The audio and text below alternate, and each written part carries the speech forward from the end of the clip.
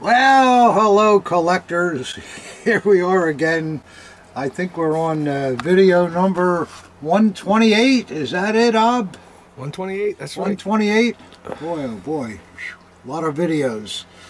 Well, we're glad to have you as usual. And before I get started, I got a little shout out to make for a nice man. His partner, Allison, wrote a little email and says her partner Rob, he's turning 60 around the 2nd of June, coming up shortly, and he's a big fan of our video programs, which I appreciate a lot. And he's been collecting from a very young age, she says. He has all sorts of uniforms, guns, helmets, tank badges.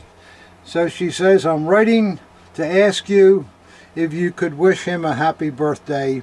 I know this would make his day. So there you are, Rob. I'm so used to saying Ob. Sorry, Rob. Happy birthday to you. Okay, so with that, I think maybe we can get on with the, well, we ought to have a drink first. Don't you think, Ob? Yes. Did somebody say drink? Oh, somebody said drink. Whoa. Look who's here. How are you, Mr. Whitman? Jeff Richards. Hello, collectors. Yes, sir. Jeff Richards is here, and you guys may have seen Jeff in on some of the show videos, of course. And there's his picture there with Dr. Ron.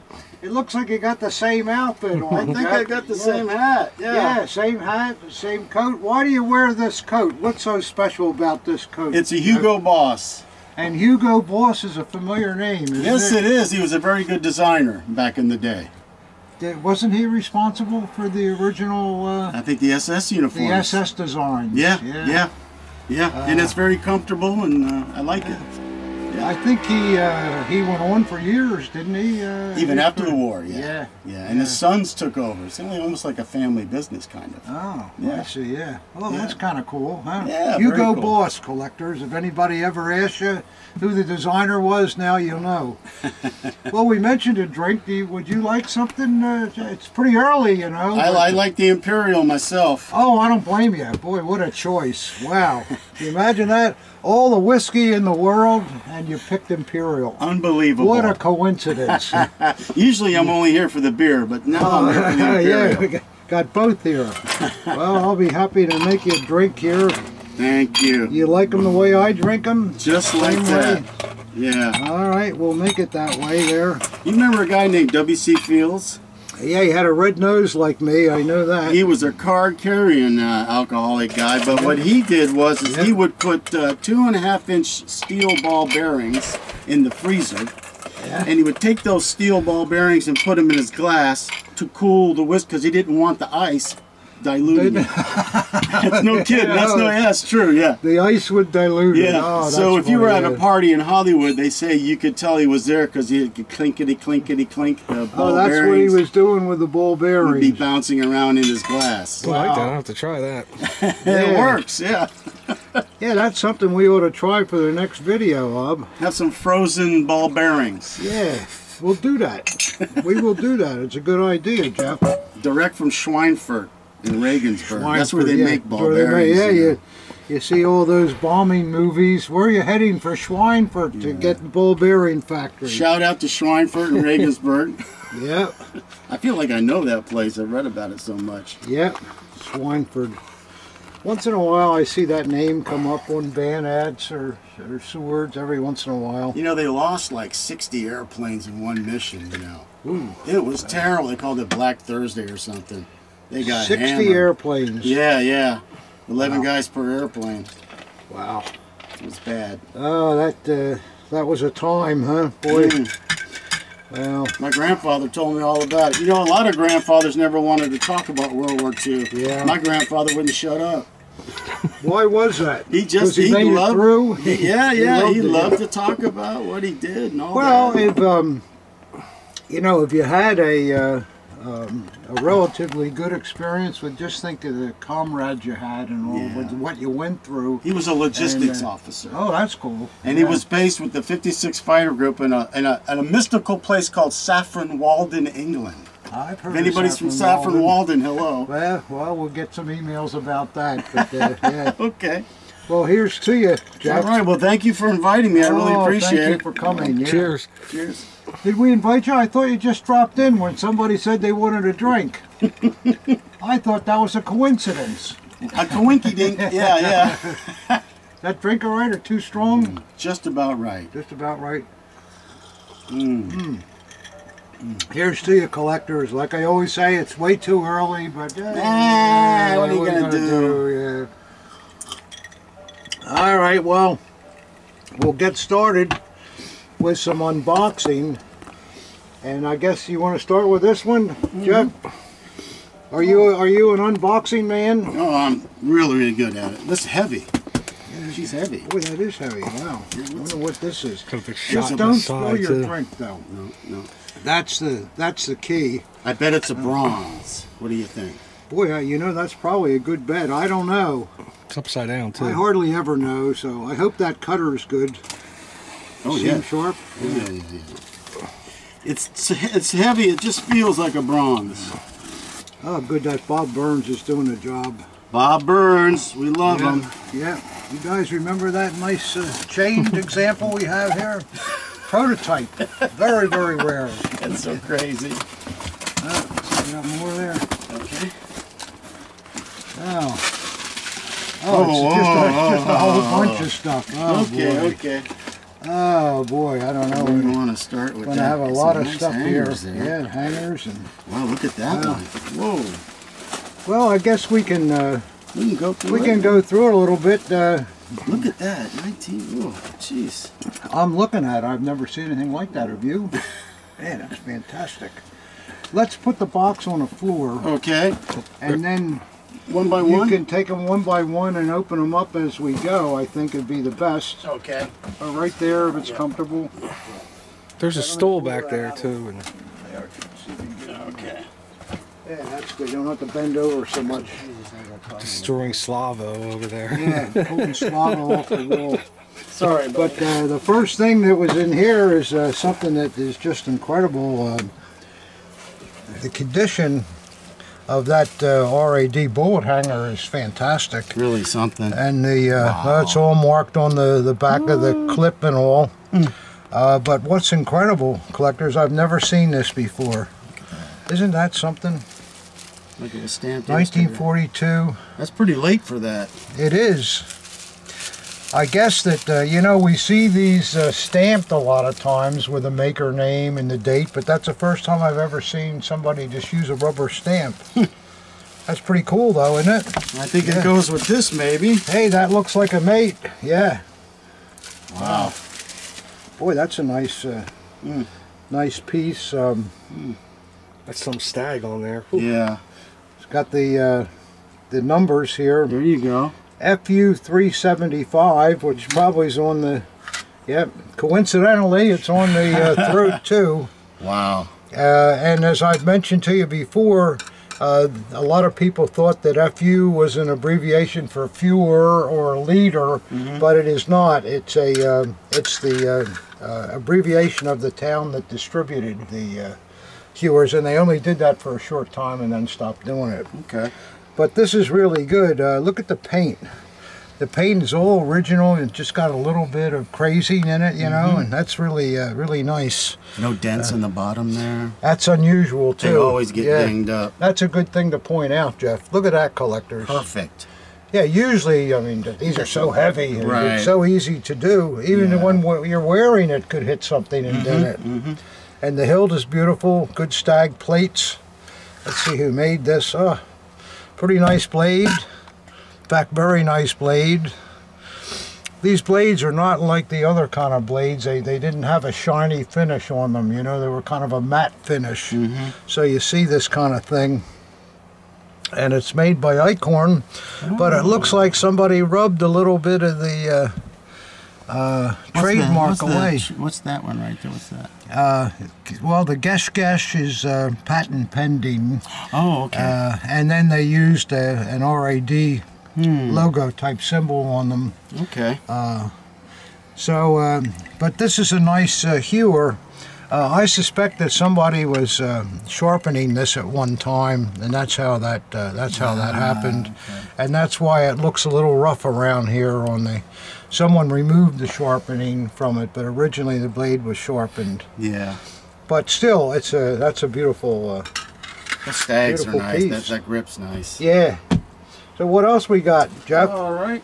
We got some hangers here. I don't know what those are for.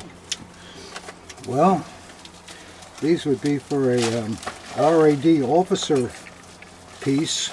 Well, now that you mention it.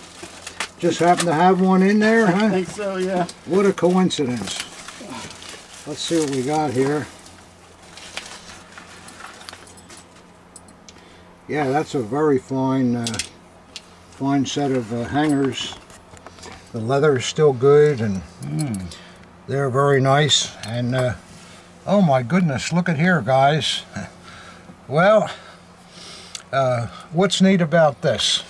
Well, I like the color of that. There you go. Yeah, that's really something. Yeah, the grips are orange on it. The piece is not in great condition, and it's also a very, very heavy. That's why the box is so heavy. Piece. These things, yeah.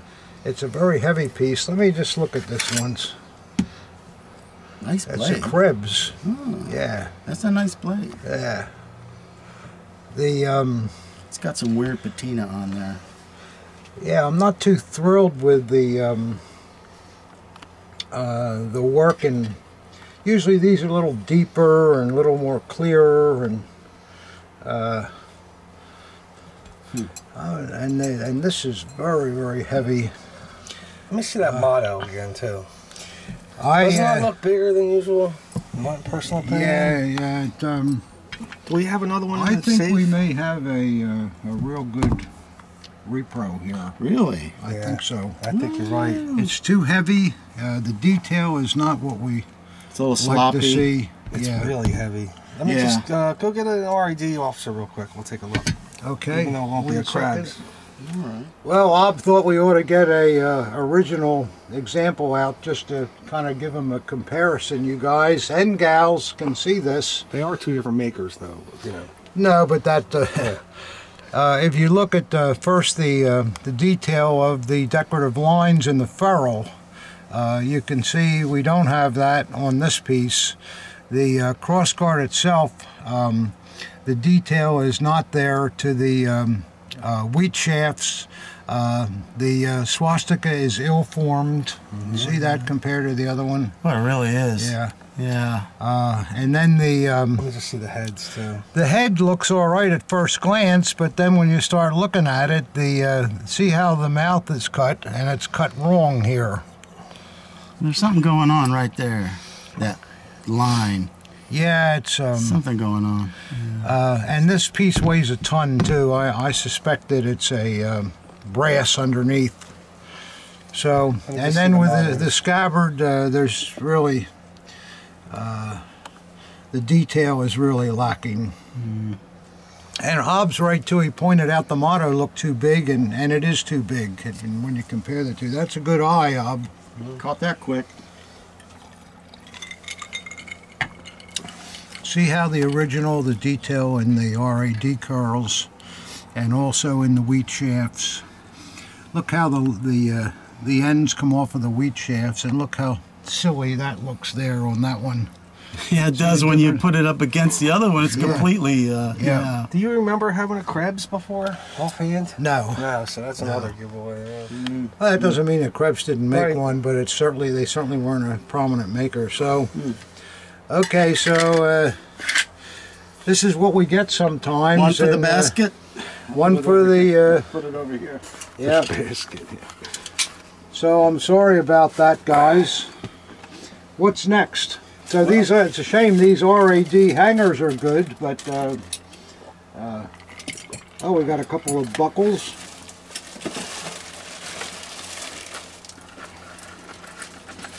let's see here.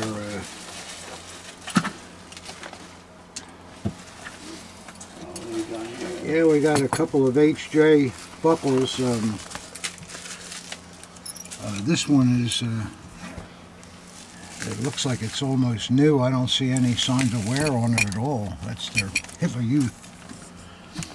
And make sure this stuff goes back in the same box. Same box. That, I know what the... Yeah. Okay. Well, let's see what we got here. I mean, the back of that looks pretty good, but the front's like all shined up. Yeah. I don't think it's even shined up. I think it's new. There's no scratches in it at all. Look at the back. Yeah, that's patinaed normally. Mm-hmm. Yeah. Well, maybe you guys that know buckles can tell us about those two. Let's see what else we got here. Aha. Here we got a techno-fear. It's an original piece. You sure about that? Yeah, no, it's original. But the one problem with it is the plating has all come off on the pommel area. See, there's remains of it, and then it shows that these things were made of pot metal. That's why the plating didn't stick so well. And it's plating missing there too. The scabbard looks okay. The paint's not too bad. And let's see what the rest of it looks like. Yeah, the blade's okay. The throat's marked 8186, and I think that's what I'm looking at on the blade too. So this is it's a real piece, and it's a good starter piece for somebody. Something that wouldn't be that expensive. I think we might have some hangers. Some maybe an HJ. All right, let's see what we got there. Well, that's a youth knife, I think. Yeah, these look like youth knives. Yeah. So there was two youth, HJ and then DJ, right? Right. There was two, yeah. On what? The youth knives. There was the DJ and the HJ. Well, they call it a DJ. Dad just thinks it's a late issued HJ. I feel there's no such thing as a DJ. Oh, okay. It's just a cheap Hitler Youth that they finally, at the end of the war, that's all they could afford to make. Okay. But a lot of people will disagree, and it does have the name DJ now, so that's what they're called, and nobody's going to change that. But let's see what we got here, Jeff. Oh, that's nice. Oh, this looks nice, doesn't it? Yeah, leather's really something. Yeah, the leather is very, very nice. Wow. Original, nice insignia, grip plates are good, and the plating is quite good on it too. These later ones were also a pot metal base, and the nickeling didn't stick so well to them, so it's nice to see one that the plating is still that good. Well, somebody's been scratching the blade here. Probably our young friend that owned the piece originally, but those kids used them. Yeah, kid used it. You know, you guys, you don't see a lot of really nice youth knives because the kids are kids, and you know, tossing them at the tree. And yeah, right. Chew the peg and all that stuff, throwing them into the ground. This is a Horster piece, 736. The insignia got that springy feel to it. Springy feel? Aren't these like they're supposed to move around a little sometimes bit? They do. Sometimes yeah, they don't. this one moves a little, yeah. There you go. Yeah, I like to feel that because then you know it's properly pinned in and somebody didn't glue it, you know. And yeah. Sometimes they don't move at all, but most of the time they do. Let's see what we got here. Wow, this one looks nice too. The leather's there too, and that's... Yeah, plating's still good. The scabbard is not bad at all either. Let's see what we got here. Oh wow. Wow, this is a nice one. Wow. Look at that motto. Yeah. Yep. The motto is still really crisp, collectors. Is that blood and soil? No, Blood and Honor. Blood and Honor. Blood and Honor, yeah. okay. Blood and Soil was the agricultural. Blut und Boden is the agricultural people. But it's easy to get them confused. But that's a hell of a nice blade there. You don't see... that really is a great model. Yeah. And who made it here, Rob? RZM stamped. 751? 751. Yeah. 51. Let's see. Schudelhofer. No, I don't know. No. Just throwing it out there. I'm just tossing it out there. Is this your list here, Rob, or is this something else? Yeah, that's it. That's a new one. 751, was it? Oh, that's 5. That's not the right one. That's 5. I'm in the wrong section here. Oh, here we go. Where'd you get that from, Mom? The internet. 51 was Anton Wingen. Oh, I There should we know. go. Yeah, we should have known that. I've got a tag dagger, Anton. Well, then you really should have known it. But that's not a bad piece at all, collectors. It's nice to see one with a motto where the blade is still nice, and you know. And you've got a letter at the bottom of the box. There's a letter there. All right, we'll look at the letter later. And then belt buckles. Aha! Don't forget them. Yeah. Thank you. You're doing a good job here, Jeff. Thank you, sir. Good job. Move that over here. Next one. Oh, it's a little bit lighter. Yeah. High time to light a cigar here. Fire it up.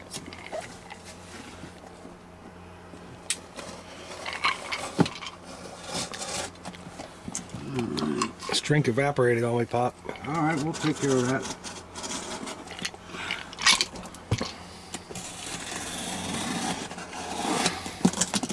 Let me just get Ab a drink here while you're doing that, Jess. All right. We can do 2 things at once around here.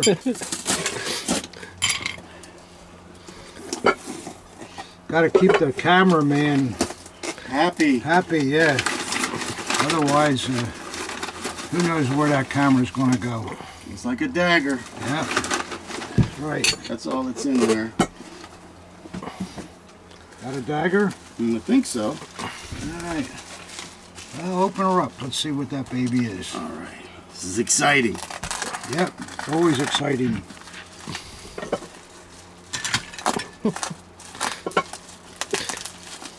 Mess. Ah. Oh, I like that grip. Yeah, look at there. Yeah, that's a. Look at that. Yeah, that's a Wow. nice. That's a pretty grip. Looks like an Alcozo to me. Pretty grip though. Ed Wusthoff. You think it's Ed Wusthoff? Ed Wusthoff. I think it's Alcozo, but we'll see. I'm just throwing names out there. Decent scabbard. Nice grip though. The grip is just slightly lighter on the reverse than the obverse. See that? You Just love a little that. bit. Yeah. And then you can see where a porta P was up here at one time, you know. Yeah, yeah. Let's see what we got here. Oh, very nice blade. Blade is mint. Yeah, that's really nice. Alcozo. Yay! You don't want to go against him, Jeff. Yeah, this is a. The dagger is extremely nice. The scabbard is an Alcozo too, and it's got a little bit of wear, age here. That crossguard's lovely. Look at that. Yeah, the silverine is really good. Really and, nice. That's a decent piece. And that's the earlier Alcozo mark. They first started using that mark around 37, so so it's an earlier piece. So that's okay. That's great. That's all that was in that box? That's it. See anything else? I don't All right. see anything else in there. No, that's it. Well, that's it. Okay. All right. Oh, this one's heavy. Okay. Oh. Oh boy. Another heavy one? This Burkhoff bricks again. Yeah. You want to tell them where it's from? Yeah, we like to do. Well, of course, it's from Vero Beach, Florida. We get so much stuff from Florida all the time. The retirees take all their stuff down there. Yeah, that's what it is. That's exactly what it is. I think that's what it is. Retirees went down there, and collectors have been buying them off of families ever since. I ain't never going back to Michigan. So this is What do we got here? A bunch of stuff. RAD albums. Wow. Wow. A bunch of them. A whole bunch of them. Yeah. Let's see what we got here. I think there's another one in there too. That's a big one. Is that RAD also, I wonder? Well, we'll see. Oh my goodness. Whoa. Oh boy. Look at this. Wow. We're collectors if you like albums. Wow. Wow, RAD. Well, we certainly don't have time to show you all the... Oh, boy, that's a big mug, isn't it? Wow, look at that thing. Garing size. And it's got an RAD 1941 mark on the back of it. That's it.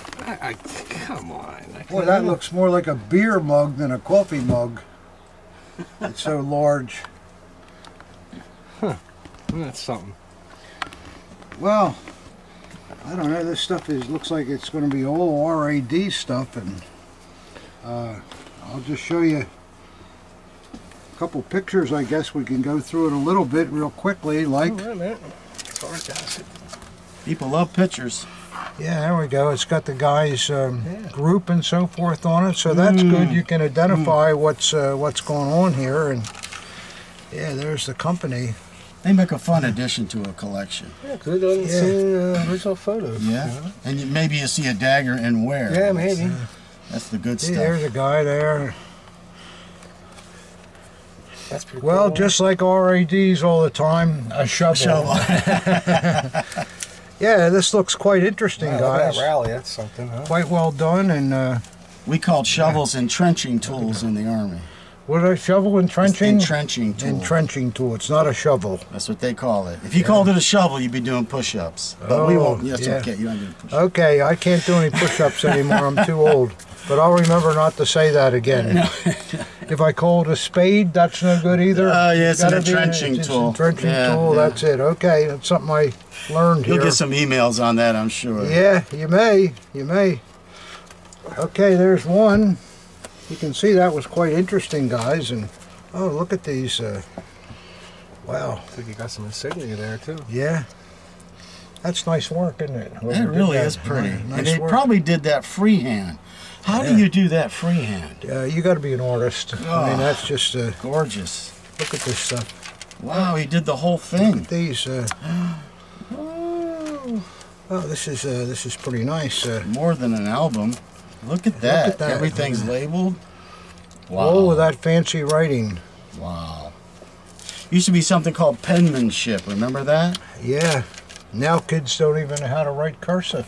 They I don't wrote a do it. letter in cursive and I couldn't figure out what the capital G was. So I had some cereal and out General Mills and they've got There a you capital G on it. Oh, so so that's that's how I okay. figured out what the capital G was. Wow.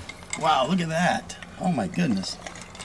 That is something. That's an original patch, too. Original patch. Well, these are more than just albums. I mean, this is some really Beautiful. nice work here. This gentleman took a lot of pride in his work at the RAD. And No showed doubt. us. Wow, look at that. Signature, the guys in his outfit, I guess. Wow. Whoa. Oh, this is quite a thing here. Something. Wow. The guy wrote me on the email, you interested in some RAD albums? I said, oh, geez, I don't know. He says, take it from me, you'll like them. I said, okay. He was send 'em. right. So there, I can see why. Look at that. The work is really splendid. Whoa. Look Whoa. at that. Beautiful. Are those names? Yeah. Yeah. Wow. There's another one. More nice writing again. Some loose photos. Oh yeah, look at that. Everything's captioned. You could easily tell if it's from the same guy. Probably so. Probably, yeah. right? That writing? Yeah. They must have really taught. See, there they are with their sports shirts on. They must have Yeah. really taught penmanship in schools in there. Cause Oh, they there's did. never any bad penmanship you see from these Yeah. Germans. Yeah. It was a big deal Yeah, back it's a then. big deal. Yeah.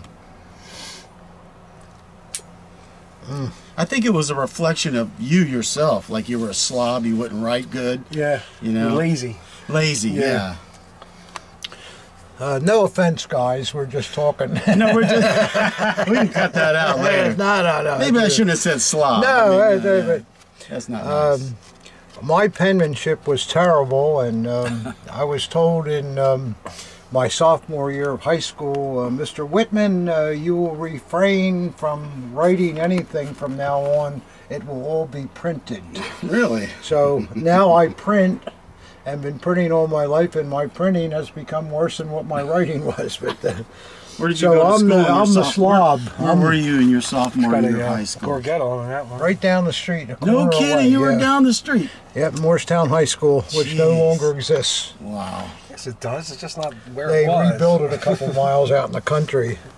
But anyhow, guys, you can see these are really really choice. Yeah, that's a beautiful album.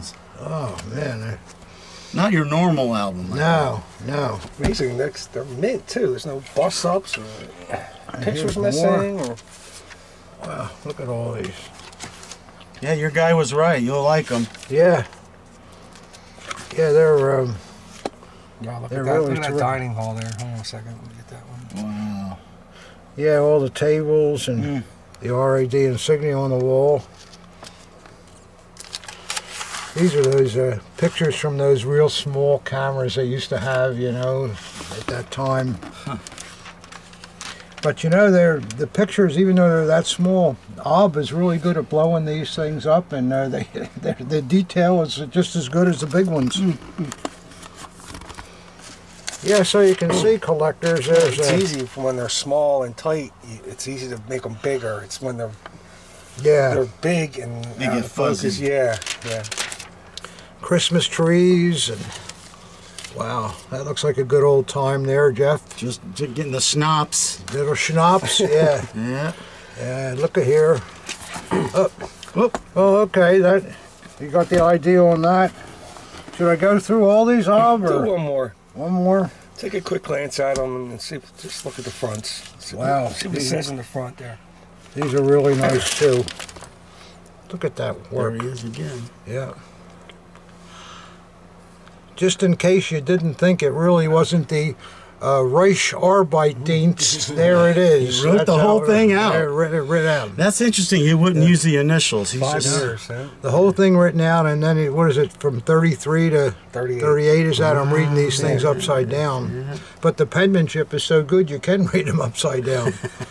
Wow. Yeah, I think there's a lot of interesting things here that... Let's just see the next one real fast and blow. I want to see the beginning of the next one. yeah, the dedication pages are pretty cool. Yeah, look at all this. It's still there. It didn't fade. Yeah. It's still there. No. Boy, look Oh, at that's that got the picture, whole yeah. group there. Oh, I can see why he said, Whitman, you'll like these. Whoever you are, sir, yes, you are correct. You are correct, yeah. We like them. I hope you viewers like them too. Oh, look at that cool RAD embossed in Yeah. the front there. I didn't see that. I think these ought to go as a whole group. I mean, they're just, it's a It shame seems to like break they're them up. written by the same guy. Yeah, it's a shame to break it up. Let's see if we got more here. These don't have the writing on them. No. These guys signed Autograph their there, yeah. autograph card there. There's a dagger and wear. Oh, wow. Yeah, there we I go. love that. Yeah, the hewer. I wonder if that's a real one. Just kidding, guys. Just kidding. Well, okay. That's quite a remarkable grouping here. That might be a little different there. Yeah, just for the hell of it, we'll take a look at check this out one that too. page. So I guess these were actually issued by the RAD too. It looks like it, yeah. album. Yeah. Are they RAD too? I can't see. I can't tell. Yeah, it looks like it. Yeah, it looks like it. There you go. Yeah, they're RAD guys. Yeah. Okay. Okay. Nice. Yeah, it's a lot of photo albums. Well, I'm thinking that, well, I don't know, that's not cheap either. But a lot of...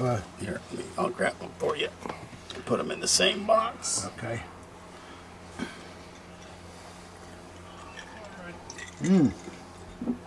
So how about that, guys, huh? Boy. Whew. Is that all our boxes that we got? All 3 of them. That's 3 of them? Okay. Well, what we'll do next, if you don't mind, Jeff, we're gonna show... Jeff's going to show some things. These are 2 Hellbigs, and you can see what I like about them is they're on the scabbard ring. Now this tag is separated, but this one's still hanging on for dear life. Yeah. And let's just make it clear, these are presentation only, correct? Presentation only, yeah. I'm not selling these. No. And so I got this, I'd say about 4 years ago, and I just got this one about 3 months ago. I now have 5 Hellbigs. And what's interesting about the Hellbigs... Hellbigs are very difficult to find, though. Volume 7, Chapter 5, Colonel Johnson talks about going into Steinbeck. Shout out to Steinbeck, Germany. When the Americans went through Frankfurt, they went through Steinbeck. And Hellbigs were made in Steinbeck, exactly. Right? And when Germany was divided up, Steinbeck went behind the curtain. So nobody could talk to them or anything. But so they were part of the DDR then. Right. Yeah. But Johnson was sending letters trying to find somebody. And he thought that he called Steinbeck the other Sullivan because there's 9 major manufacturers. How many? 9. I didn't know that. Yeah. They were based in Steinbeck? Yep. Wow. See what's right here. Well, I believe you. Yeah. I just didn't know that. Wow. But what's interesting is he thought it was going to be like when Atwood went into Soligan and he found all these parts and all of this, but Steinbeck had the Russians took everything, including the hand tools. Yeah. So there was nothing left of any of these. Well, the Russians probably thought they could use it for something other than collecting daggers. They probably were going to dig potatoes with them or something like that. So of the 5 that I have, I wrote the numbers down. And I tell you, these RZM numbers are driving me crazy. I'm trying to figure, there's no rhyme or reason. Did the manufacturer start with 0001 and then build up? The closest I have is 48 numbers difference. So I'm wondering, did they make 48 more? Or? Well, when you say that, are you talking about the numbers on the tags? The run number on the tag. Not the RZM number on the blade. No. These are M773s, right. FA Hellbigs. The one thing that I might point out too to collectors, Hellbig daggers are the only producer that did not make their cross guards out of nickel or out of pot metal. They made them out of steel and chrome plated them. So that the fittings on these, as well as the scabbard fittings, are also chrome plated. So these fittings are steel, and let me just get a magnet a minute and I'll show you what I'm talking about. Yeah, Jeff, I found it interesting that you were studying the numerical system on the issue tags. Yeah, the run numbers. These are fairly close, but yet you say you found other numbers from other makers that are in the middle of them. Well, they're all over the map. And it's hard to figure out if these tags were sent to the manufacturer and they just click, as they put them in the bag, or I really don't know. I just can't figure that out right now. Well, collectors, I was saying that the Hellbig daggers are the only daggers that are made with steel-based fittings. Right. And if you don't believe me, I hope I'm not going to be made a fool out of it. I know, right? I'm real worried about this now, yeah.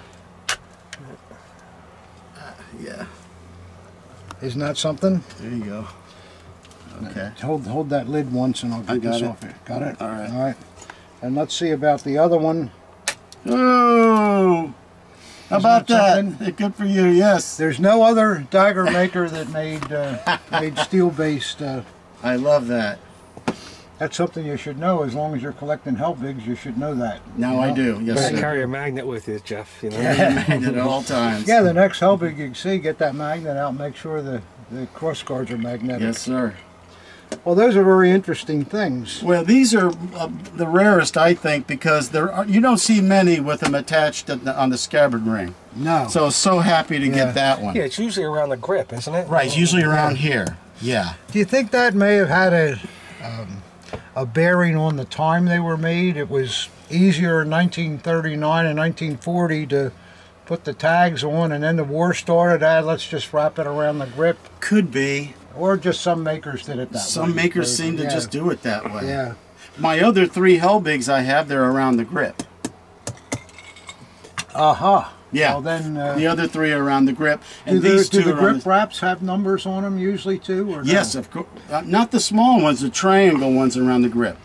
They're triangle, just like that. Oh, the triangle itself is around the grip, right? Not on do the they ring. do they all have the manufacturer's mark on it, or do they have RZM codes? They have RZM codes.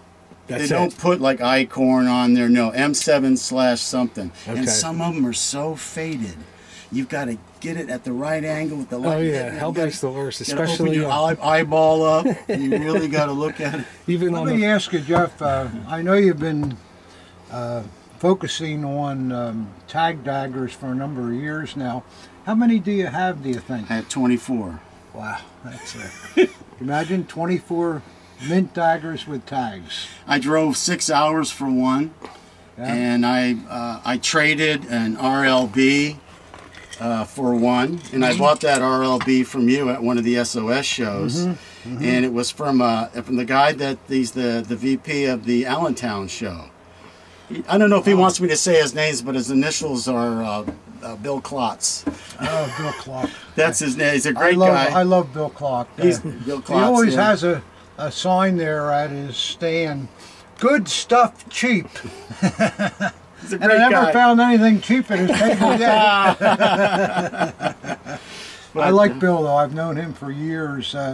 You know that Bill, you may not know this, he was a former history teacher. At the same school for 37 years. Well, then you know it more than I do. And he was the football coach. Yeah. And he had several seasons undefeated in Pennsylvania. That's wonderful. And coal country. Well, there's a lot of athletes in those areas. That says something. Yeah, he's a great guy. Shout out to Mr. Klotz. I got something else to say. Yeah, Mr. Clark is a good man.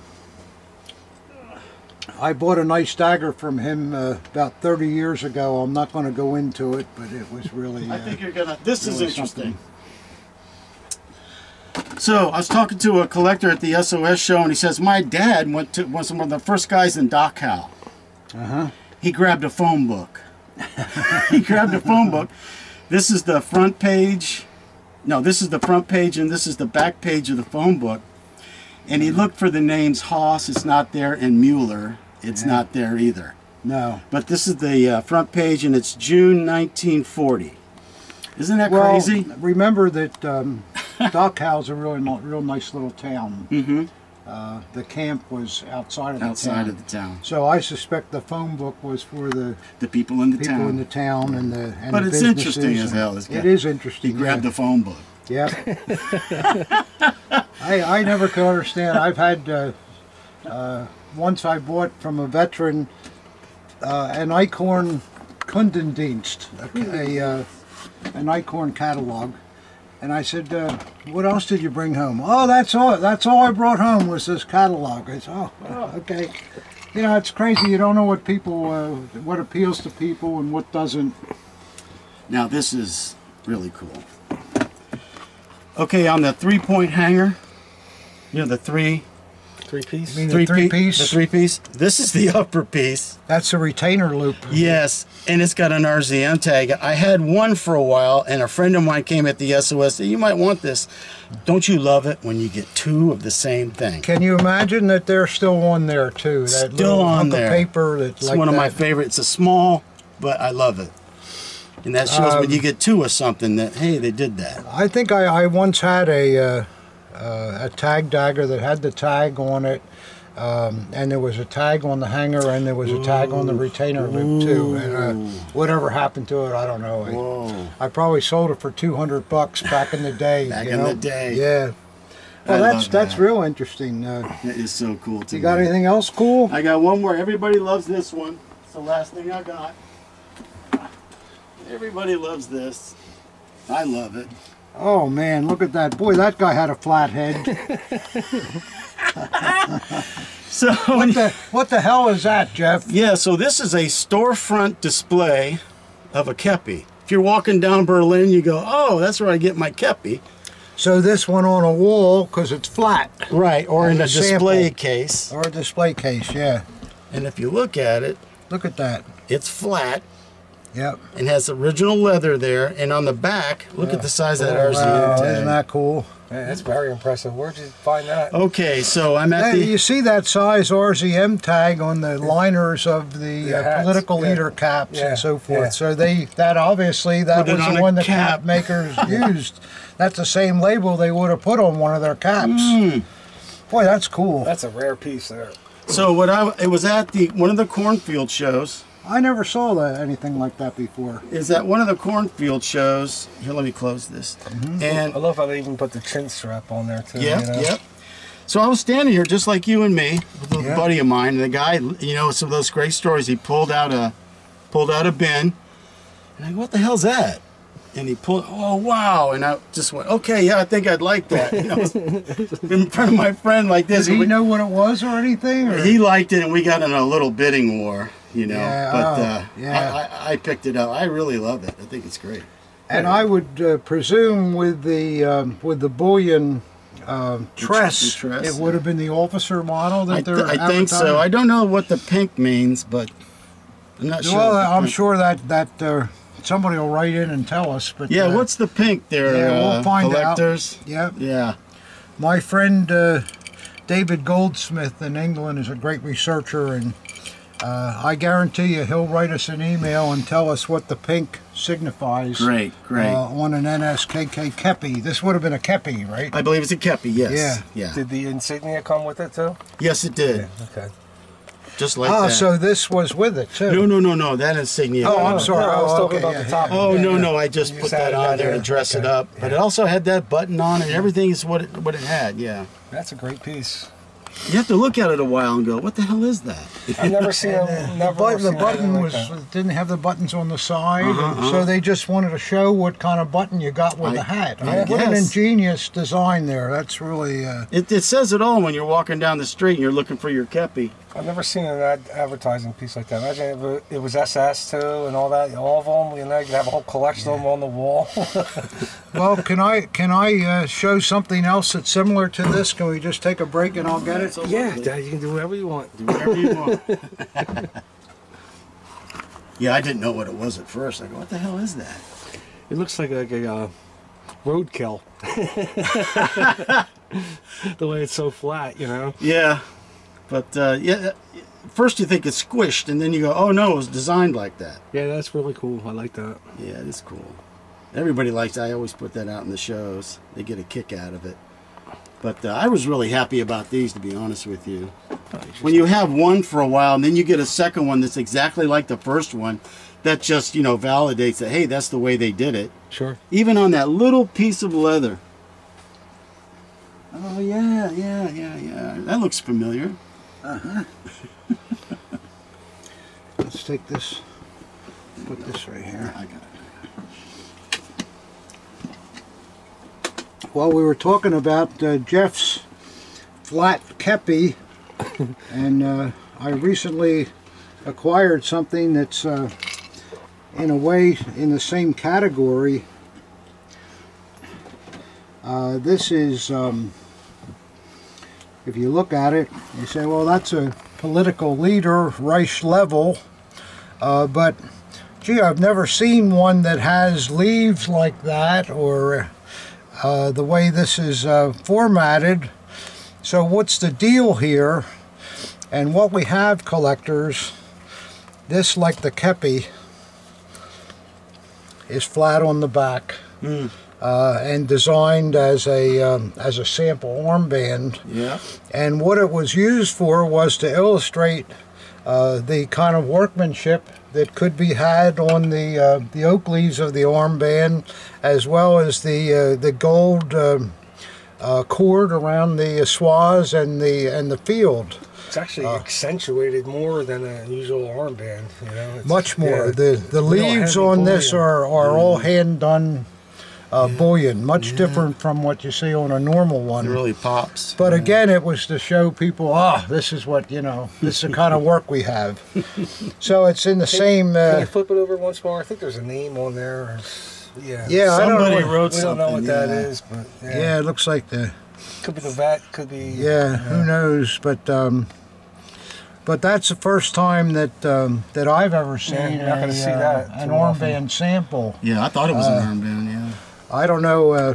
I talked to a guy that collects armbands, and he says, yeah, he's seen a couple of them, and he says the collectors don't know what to do with them. So, well, I like it anyhow, but I think it's neat, and I think it's kind of cool too that they decided to go with the highest level, as long as they're showing a sample anyhow. So the race level on it. All right, collectors, we've been doing a lot of chit-chat and kind of having fun, aren't we? Oh, heck yeah. Don't you enjoy just looking at stuff, and everybody's got another idea what that might be? Yep. And I just think then the emails, you got some people that know what they're, and they give some great information. The stuff we don't know, we'll find out. Yep. They'd love to write in an email. Yep. Whitman, you idiot. I've done this for 60 years, you don't know anything. What's the matter with you? I like that, though. I get a kick out of it. I even like it when people write me emails that they hate me. I mean, I don't... No, don't say that. I'll give you 1,000 more. Yeah. So, no hate emails. No hate emails, please. No. Like my mother said, if you have something nice to say, don't say anything at all. Yeah, well, there's some people that just love to do that. I don't know what they get a kick out of it. What I got next here, we're going to look at some pieces. I mentioned a couple of videos ago that my good friend, a priest that's been collecting from me for many, many years, and his taste is just nothing but the best. And unfortunately, Father now is decided that he's going to retire, so he's been sending me some of his collection, and I showed you some pieces from before.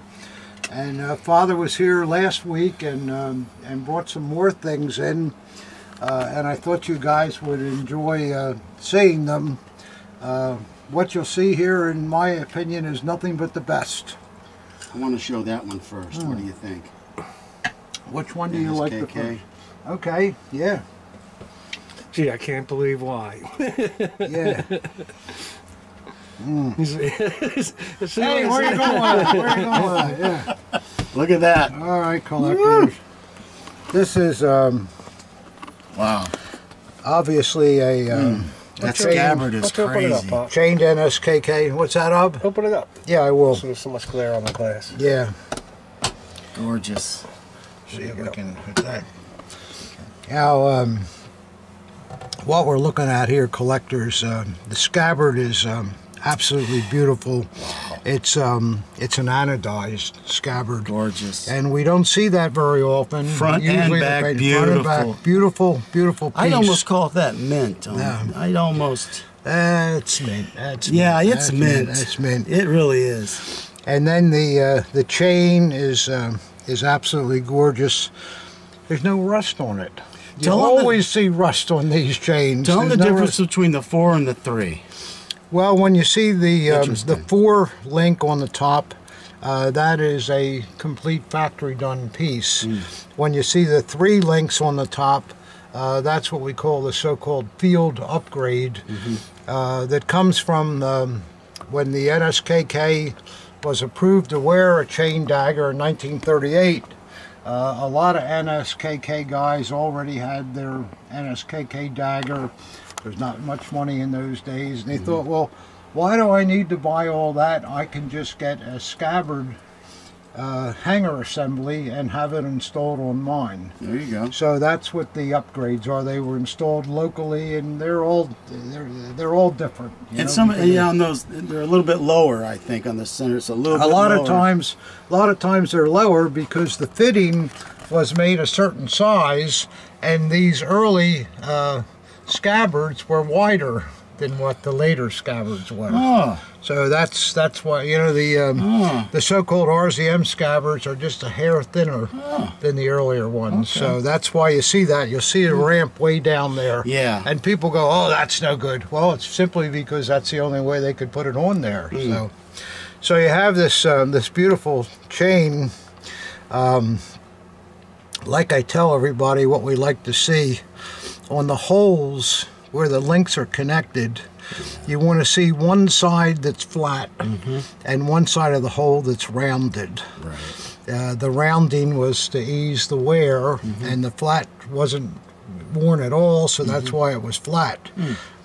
If you see the holes totally round, that's an Atwood chain. They were made with, it was much easier to drill a round hole in. Can you imagine trying to make those holes? That would be rough. Yeah, that would be rough. And beautiful clip. Look at that. I mean, it's just perfect. It really is. Beautiful thing. And then, as we like to see on the factory-made chains, there it is. You have the 5-8, which I believe was the Asman firm. They made a lot of these chains. Not all of them. You'll see there is another maker, 3 something, I can't remember the name of it, and the NSKK Musterschutz Korpsverrong. But again, look at the condition of those links. It's just absolutely incredible. That's mint. That's just this was father. If it had rust on it, he wouldn't have kept it. He would have sent it back. Wow. That was father. Wow. His taste was absolutely the best. And then along with this, we have a really remarkable, beautiful RZM dagger with the plated crossguards. No lifting anywhere. Nothing. This should have a tag on it. It really should have. Yeah. Absolute mint blade with all the cross grain. Wow. And then let's see who made it. Oh, does it get any better? It's transitional as well. Transitional Carl Eichhorn. Stone, mint condition. Gorgeous. Do you ever see a better NSKK? I don't know if I've ever, especially with the 4 links and the 5 here. Yep. The ones I have 3 and 4, not like that. And and also it's a little lower. That's why I said. Well, because they were the field upgrade. Yeah. Yep. Gorgeous. Whoever gets this is going to have quite the piece. They will. And then father dolled it up with a nice insignia. Yep. And this is kind of nice too. It's one of those award. Yeah, it's some kind of the NSKK used to like to take these trips all around Germany. Yes, they did. This was a trip that they took in May of 1936. And it was Motor Brigade Sachsen. Yeah. Like a commemorative plaque? Commemorative plaque, yeah. Non-portable award. Yep. And those things run about $500. I was going to hope to get 6, damn it. It's probably $600. We can edit that out later. I'm just kidding, collector. I don't know what they're worth, but that is really a nice... That's beautiful. I've seen a number of these award plaques, and they're not that nice. Again, leave it to father. You didn't mess around. Nothing but the best. What do we got left, Chef? Oh, you gave us an army dagger after that NSKK? Oh, boy. He dresses it up, too, with some really nice stuff there. Boy, those hangers are really something, aren't they? Brand new. Wow, look at that army. This looks like an early Eichhorn or something. I haven't like looked the at army it. green in the background. Yeah. Oh, father thinks of everything. And that's a nice cloth German cross. Beautiful. Let's see what this is. There's probably more than meets the eye. You can tell it's been in there a while. Oh yeah. Oh, you got that right. That really has seated. Oh my goodness. Look at that, guys. Wow. Dr. High. Whoa. What a strange name. Dr. High. Dr. High. Dr. Feelgood. Yeah, Dr. Feelgood. Yeah, maybe he was making prescriptions for himself, huh? Isn't that something? it is really something, and I can see that this is an early dagger by the carrying bands, and the crossguard is an early, looks like an early Eichhorn crossguard to me, but let's see what we got here. With a name like that, I think you might be able to look them up. I would think. Dr. High? Absolutely. Yeah. Wow. Jeez. Boy, what a terrible blade. Oh. Look at that. Did they ever get any better than that? Oh, Father. Boy, did you have good taste. Oh, let's see who made this beautiful thing.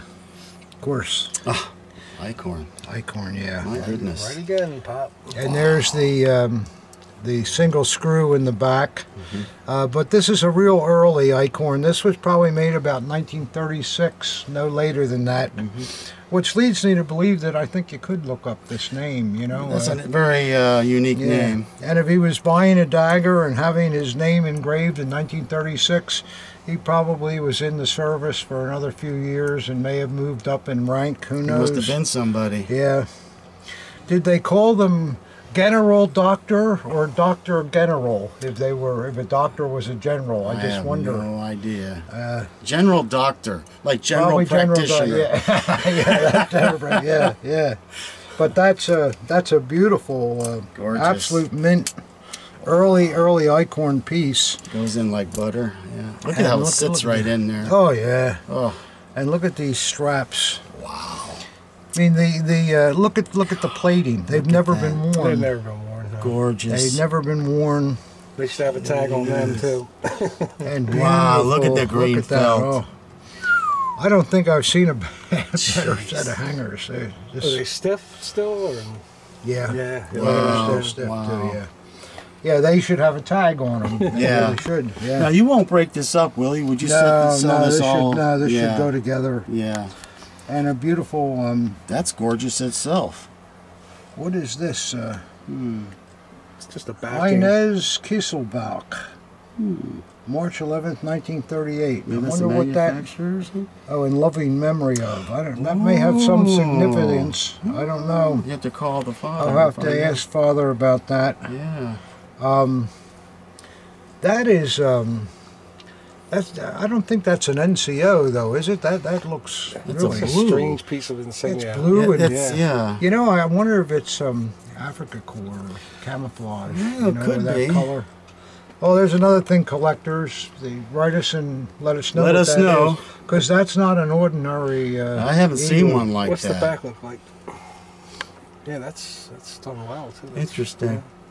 At first, I thought it was an NCO, but it's just so Beautiful. done that. Yeah. I don't know.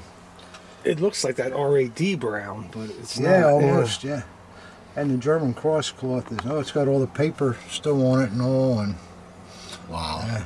Beautiful thing. Do they have the 1941 on the... Yeah, it's on there. Oh yeah, there it is there. See, they have the date there, 41. So it should be displayed just like that, which is probably how Father had it. I'm sure I did. I wonder if he was awarded that. I don't know, but what a beautiful set, huh? Gorgeous set. Yeah. This is the kind of thing, yeah, it's just an army dagger, but is it? When you see that kind of condition, and it's talking to you. Yeah, I agree. Now, he was a doctor. He probably never wore it. Well, too busy patching people up. Well, we got another one of Father's pieces here. There you go. Man, look at this. Gorgeous. Wow. What a beautiful thing. Wow. Well, collectors, I don't know how you could get a Third Reich Navy dagger any better than what this is. With a damask blade. And an ivory grip. And look at the knot. Look at the knot. And look at the gilt on the scabbard. Collectors, this is stuff you just never see. You think the scabbard would be a little more hammered, or you know how they maybe ran out of money after the blade. After the blade and the knot. But what we're looking at here, collectors, this is the small roses pattern. Can you pull it out of there, Pup? Because it's kind of getting the light on it. Yeah, that's it's absolutely beautiful. Beautiful. And boy, the talent it would take to make something like that. Oh my God, to control that pattern and all, it just is. You don't see that too often. That is really nice. Not on Third Reich either, because most of those masters were the Imperial guys. There were still a few alive. What about that knot? Man, that thing's been there. Knot is Just look at it, patinted just one. It's been on there. Yeah. And see, the officer that owned this did not wear it much. You know, there's no wear at all with the knot. Yeah. And you can see that that's been on there forever. And it's been in that case forever. Yeah. And the ivory is, boy, it doesn't have any chips, any cracks. It's just perfect. Just really perfect. Absolutely beautiful. Wow. Oh, look at that blade, though. Oh. Wow. Do you know who made that, Pop? I'd have to take the... So they didn't put the maker's mark on Damask? A lot of times they didn't, no. Okay. It's on the tang. Oh, okay. Yeah. No, don't take it apart. And to disturb all this. No. Yeah. I don't need to see. In fact, I know who made it. Just looking at it. Paul Dinger made it. And he's the man that made the Hermann Goering wedding sword. Whoa. That's his work. Wow. Because he combines the small roses with a little bit of maidenhair too, and that's the kind of stuff he did. God, what a beautiful thing! I can see that the crossguard is appears to be an eichhorn to me, as does the scabbard. So this would have been something where. If Dinger made the blade, he would have bought the mounts from Eichhorn and then completed it all himself. Yeah. But wow, boy, the that's... porta-pia knot, does that come with it, or would the owner put the porta-pia knot on there? Well, it's a good question. When you were a naval cadet and you passed your exams, you were given the dagger. I have pictures in my naval book of cadets receiving their daggers, but they don't have a porta-pia on it. Oh, okay. It wasn't until you were officially an officer that you were allowed to wear the porta-pia. So it came afterwards. And then there must have been guys on the ships that for 30 pfennigs they would tie the porta-pia on for you, because who the hell could do that? That's pretty intensive, right? Can you do that, Pop? You can do that. I can do it, yeah. I can do it. Collectors keep writing, oh, I want you to tie a naval porta-pia on a video. The video would have to take 3 hours, because that's how long it takes to tie one of these things. The Army's not that difficult. You did that on one of the shows. The Army I can do in 30 seconds. But and I can see, if you become an officer, you're putting that knot on there so everybody knows. You know? It's, well, you aren't, but you're going to pay the guy, that boatswain or whoever he is down there, that Scharfuhrer. And look at the straps too. Yeah. Beautiful, beautiful straps. They're velvet on the back. they're aluminum too. They're Kriegsmarine. They're not earlier. And hardly worn. Let me see if there's dots on the. Yeah, there you go. You talk about those dots. See those two little dots there? So you know that they're made by the same company. It's not a mismatch or anything, you know. Yeah, you can tell by those. But you can tell anyhow. But the straps appear original to the piece too, because they reflect the same amount of lack of wear. Yeah. But you can't find anything wrong with that piece. Yeah. Wow. But I don't remember seeing a higher quality second model naval. Boy, if I were wanting that dagger, that would keep me up at night.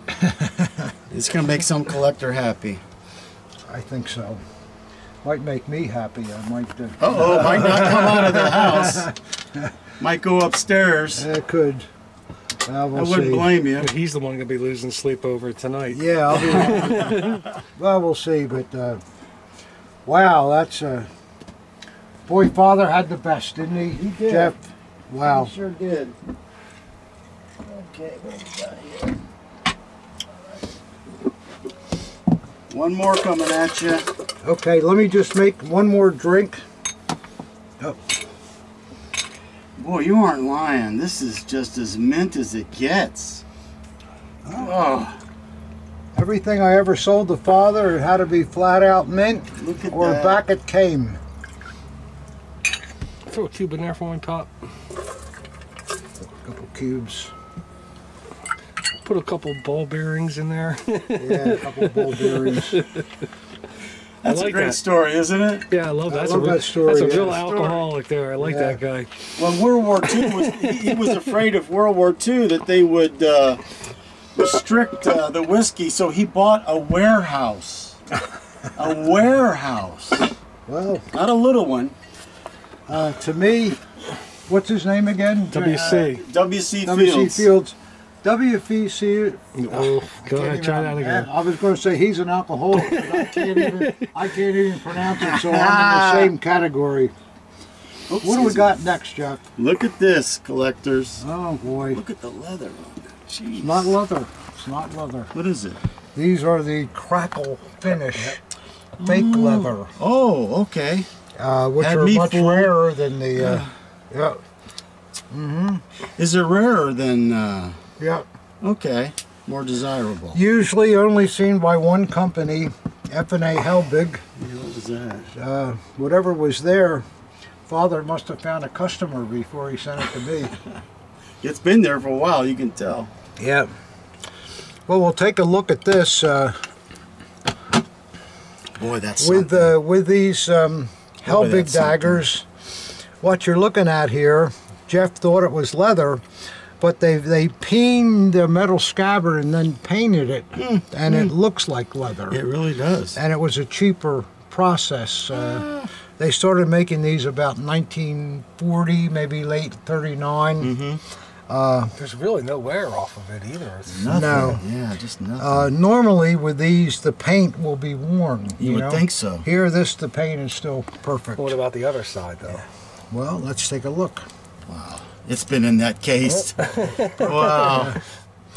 And what they did with these too, which is kind of interesting, I don't know whether you can see it on this piece, but there is, you can catch it there, there's aluminum inside of the leather so that the strap will stay intact and not break. See that? Reinforcement, Just yeah. that little bit of aluminum, it runs Yeah, all the you way can just through the see it. whole thing. So, And 2 rivets on the center. Yeah, Yeah, those are the worst right there. hangers. You see them going all Yeah. the time. Yeah. and they're made a little different from the nickel silver ones too. The screws are down here on the upper fitting, and on the earlier DLV pieces, the screws are here up at the top. And let's get a look at the blade. That blade's great. Wow. Mint blade, and yeah, it's F&A Helbig. Yeah. F.A. Hellbig. Probably You're one of the mad. Hey, best, one of the best Steinbeck. trademarks I've seen on one of them. They're usually so light. Shout out to Steinbeck, Germany. Another thing, Dad, does that have the K and the markings on the No, scabbard? you won't Yeah. see any K, and sometimes there won't be marks on the throat, and sometimes there will. Some of them were made so late they don't have marks. Well, this one does. There you go. See the NSFK there. Mm-hmm. So that's a very, very nice example. F.A. is a Frida and Alfred. For Frida and Alfred. For F&A. Oh, F&A, is that who they were? Yeah, the woman's name was Yeah. first, which was interesting. Non-portable award there for NSFK.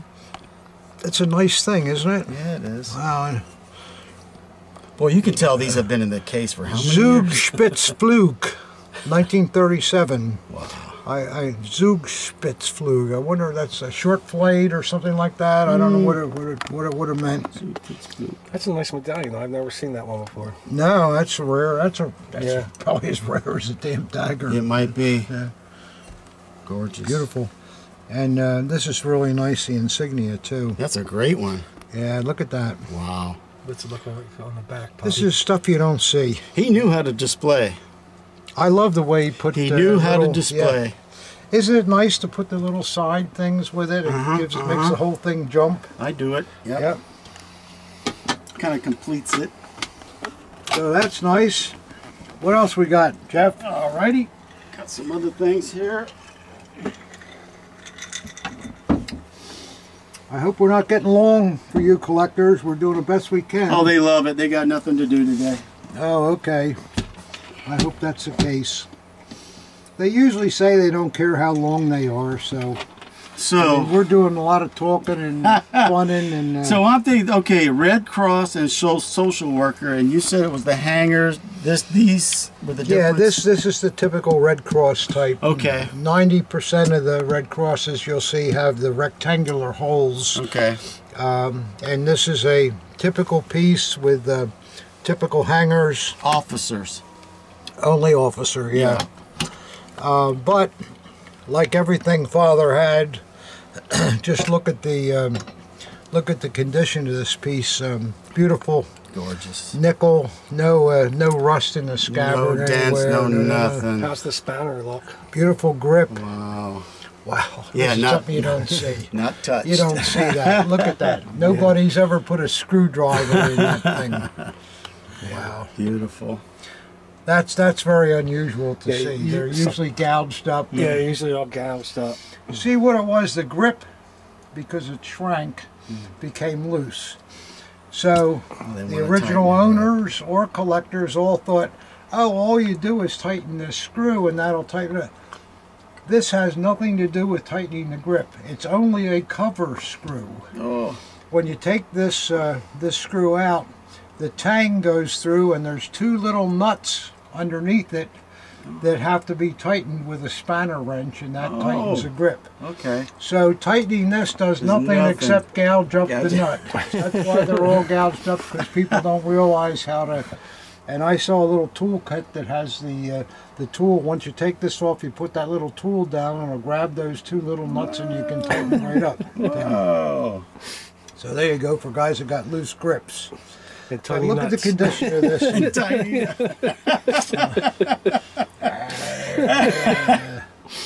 Wow, look at that. Wow. Beautiful. We use the word mint, I think. Yeah, beautiful. Look at the grain. And wow.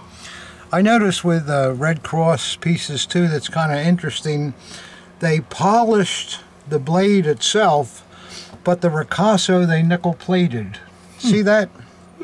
See the difference in that? It's odd, isn't it? You can see the grain, or I mean, that's a lot of work. That why not? If you're going to put, polish the whole blade, why not? Why not do that? But they left that in a nickel finish, and they're never marked, these pieces. I've seen a couple that are over the years, but one by Icorn only once. But I've never. They may be, but that fitting's so big you can never see it. Yeah, well, that's true. That's true too. You can't see that. No, there's nothing there. I've looked and looked. But again, Father has scored 100% on that one, and the straps are very, very nice too. Beautiful. Yeah, the backs are nice. Look at the feel. Yeah. Gorgeous. Shows a little wear, but I think this dagger was worn just a little bit, though. But that's not an officer's buckle there, is it? No. It's an EM buckle, but what a beautiful example it is. These Red Cross buckles are kind of hard to find. I don't know why, but they are. And that's, the design is really... a lot of pebbling there. Yeah, it's really, really beautiful. Beautiful on the back too. Mint. Yeah, nice. So that German Red Cross organization must have been pretty big, because there's a lot of daggers, Well, you think. This has a maker mark or something on it too, doesn't it? Let me see. See, there's something there. Get in there. And then there's one of those $10 tinnies up here. Is that Treffin, I think? Yeah. Is that what that is? You see these all the time. Yeah, it's a ship. Yep. Nice. But that's nice, huh? Very nice. Yep. Well displayed. Very well displayed. There we go, guys. This is just a part of his collection. I couldn't imagine the whole thing. I'd like to see his collection room. Yeah. Well, he had the taste. Okay. Oh boy, look at this. Oh, look at that. Wow. Look at this, guys. I think it's a real one. It's a real one. The condition is absolutely extraordinary. Look at the silvering, the patina, still perfect. No lifting. The grip plates, look at that, perfect. Yeah, Absolutely nice perfect. look. This is made by Wiresburg, this piece. The blade is absolutely perfect. Yeah, look at the motto. Yeah. It's like it came out of the factory. Yeah. Can I see the back again? Yeah. Boy, what a beautiful thing. So that's how Again, they fasten lady. the grip right there with that screw. What's that? That's how they fasten the grip Yeah, plates. with a single screw. And what's nice about this one too, nobody's undone the screw to take a look at the grip plates. Yeah, you could tell. Because you would tell there'd be marks there. And It's it's, just, it's right at 12 o'clock, too. yeah, just like it came out of the factory. I wonder if that's what they did. Probably. But it's really rare to see one of these with absolute perfect silvering, no lifting. Because on these pieces, on the later ones, it was pot metal base, so it didn't take good to the plating. They did make some brass ones, or Icorn did very early on, and they're heavy, but you don't see them much. Most of them are all pot metal. Look at that blue on that scabbard. And then the scabbard, they put a blue background in the pebbling, and all of the lacquer is still on here. Where you see these dark marks, air has gone on under the lacquer and just a little patina there. That's all that is. But it's never something you'd want to clean. It's just Is that absolutely painted, that blue? perfect. No, it was probably a bluing process that they used. And then it's on the other side too. Yeah. Perfect, yeah. But a scabbard like that is just gorgeous. And what age you see on it is only age that has to happen because it's been in the air for 80 years. Right. So eventually air can penetrate under the lacquer in a couple places, and that's why you see this and this and this. It doesn't mean the silvering's not there. The silvering's still all there. It's just the patina that we got on there. And then this is a nice touch with it too, isn't it? Maybe Yeah, that's in beautiful condition, by the way. That thing's popping. Look at look it. at it. Oh, that shoot, that was never used. It's really. I've never seen one of these before, but it's pretty cute. cool. An That's RAD pretty cool, yeah. flag, and I like the way he did the accoutrement. Is that made of metal, Dad, or what is that? yeah, it's all metal. Metal, yeah, yeah. it's all metal. Yep, and then the RAD cap insignia. So again, what can you say? I mean, it's the best of the best. Jeez. All right, Jeff, what do we got next? Well, collectors, this is what we call the Larry. The Larry, yeah. The Larry. Here, yeah. Feast your eyes on this. Oh boy. Oh at my this, goodness. Look at that. This is, Keeps you know, getting you better. guys are, oh, it's a Navy dagger with a hammered scabbard. Yeah. It's a lot more than that.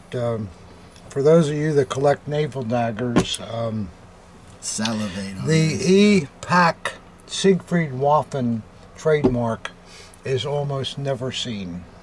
For some reason, Pack was not able to make, or had the time to make naval daggers towards the end of the term, starting around 1939, and very, very few of these were ever made. And this example has beautiful all-Pack 100% hilt fittings, beautiful grip. Pack a lot of times use triple wire on the grip, and this example does not have triple wire. I don't know why, although I suspect it's probably towards the end of the run or something like that, because the dagger itself is 100%. The blade, as you can see, has the Siegfried Waffen large trademark. If you collect naval daggers, you'll know how hard this is to find. It's almost impossible. Is it always on the front like that, Pop? What's that? Is it always on the front like The that? obverse? Yeah, yeah. And the etch that they did is also unique to their firm. This stuff is different than the other etches. It still has the fouled anchor, but it's It's a sailing ship, isn't it? and a sailing Yeah, ship. yeah. Yeah. Wow. But it's a sailing ship blade. I should have said that, but Look at that. Absolute mint. Can you get that Unbelievably rare. Hard to get on the. Yeah, as much as I can. Navy daggers are Yeah. possible. That's rough. Yeah. With the blood, the runners and all that, it's really tough. And since it's a late dagger, it has the rayon type portapee on it. Parachute cord. Yeah, I was going to ask Yeah. you about that. Why is that? You know, that's not the Because regular- it was it's just very late. They needed aluminum. They certainly had used up all their silver bullion, and so this was lately made. Do other and- daggers have that too? Yeah, the real late ones do. Yeah. And then on top of it, if all this isn't good enough, it has the beautiful hammered scabbard, which has the proper leaves for pack with the proper serrated eyelets. And collectors, when do you ever see... That one. Jeff, you should know. You collect. There's people going to go tag crazy over that. Yeah. Well, there's two different types of tags. There's the unissued tags and there's the distributor tags. Yeah. But that is... super rare. everything's there. Yep. Beautiful. In really nice condition. The cord's nice. Oh, the cord is perfect. Look at that. Wow. So that's something for somebody that specializes in naval daggers and appreciates something that's ultra rare and in father's condition. So there you go. I just don't. I don't know where you'd find another pack dagger in that condition. I think it's a real treasure. I really love it. Yeah, that sailing ship blade too is. Did you get that good? Oh man, that's a. We just get. Like I said, they're very difficult. I know they are, but it's worth taking a look Take at. another run at it. Yeah. It's different from any other sailing ship blade too, and this blade pattern is in the 1939 pack catalog too, shown just like that. Okay. You know, if it wasn't But for you the, never see it. if it wasn't for the fullers, it'd be very easy to photograph. But you know, we Yeah. got two fullers going down. It's very. I don't know Yeah. how they even did the etch in that, and it still looks fantastic. Look at the frosting. Yeah, in it's- the background, Yeah, it's too. beautiful. Yeah. Beautiful. So we're. You call we're this looking at, capstans? Capstan, yeah. Capstan. Yeah. Actually, the capstans are the imperial type. It's I don't know what you really call it. It's a good question. Yeah, cool. period cross guard. The Navy does that. The Navy does that because that's what you tie up the ships. Yeah, that Yeah. was the purpose of it. Yeah. Yeah. But that's one hell of a dagger, and not something that you're apt to run into very often. Did I mess this up and how it was To put this in way, here? I think it was in that way. I forget how it was. Right Oh yeah, like and that, then the and then knot, the went knot on. goes there. All right, yeah. And the tag, of course, too. That tag is that's Yeah, really that's- something. I think I know somebody that's going to want that tag. Yeah. His initials are Joe Posinelli. Something like that. Well, that's probably true. If you want to get some of my email. Yeah. And we'll put this back, and if you would, Jeff. So, collectors, that's our presentation. Woo, that's a hell of a presentation. We had a lot of fun with it. It ran pretty Oh. long, I guess. I apologize for that, but I think for guys that really collect this stuff, I think they enjoy it. And I just wanted you to see my friend here, his card with his email, and if anybody would like to correspond with Jeff, I'm sure he would like it, Drop me an email. and you'll answer. Yeah, of course. And if you have a tag dagger, you have a tag dagger. Let me know. Well, they know. They already know that I know. Yeah. the word's on the street, as they say. Yeah, there's one guy that lives about 4 hours from me in Virginia. He knows who he is. He's got 2 of them. And Wow. every time I send him Christmas cards.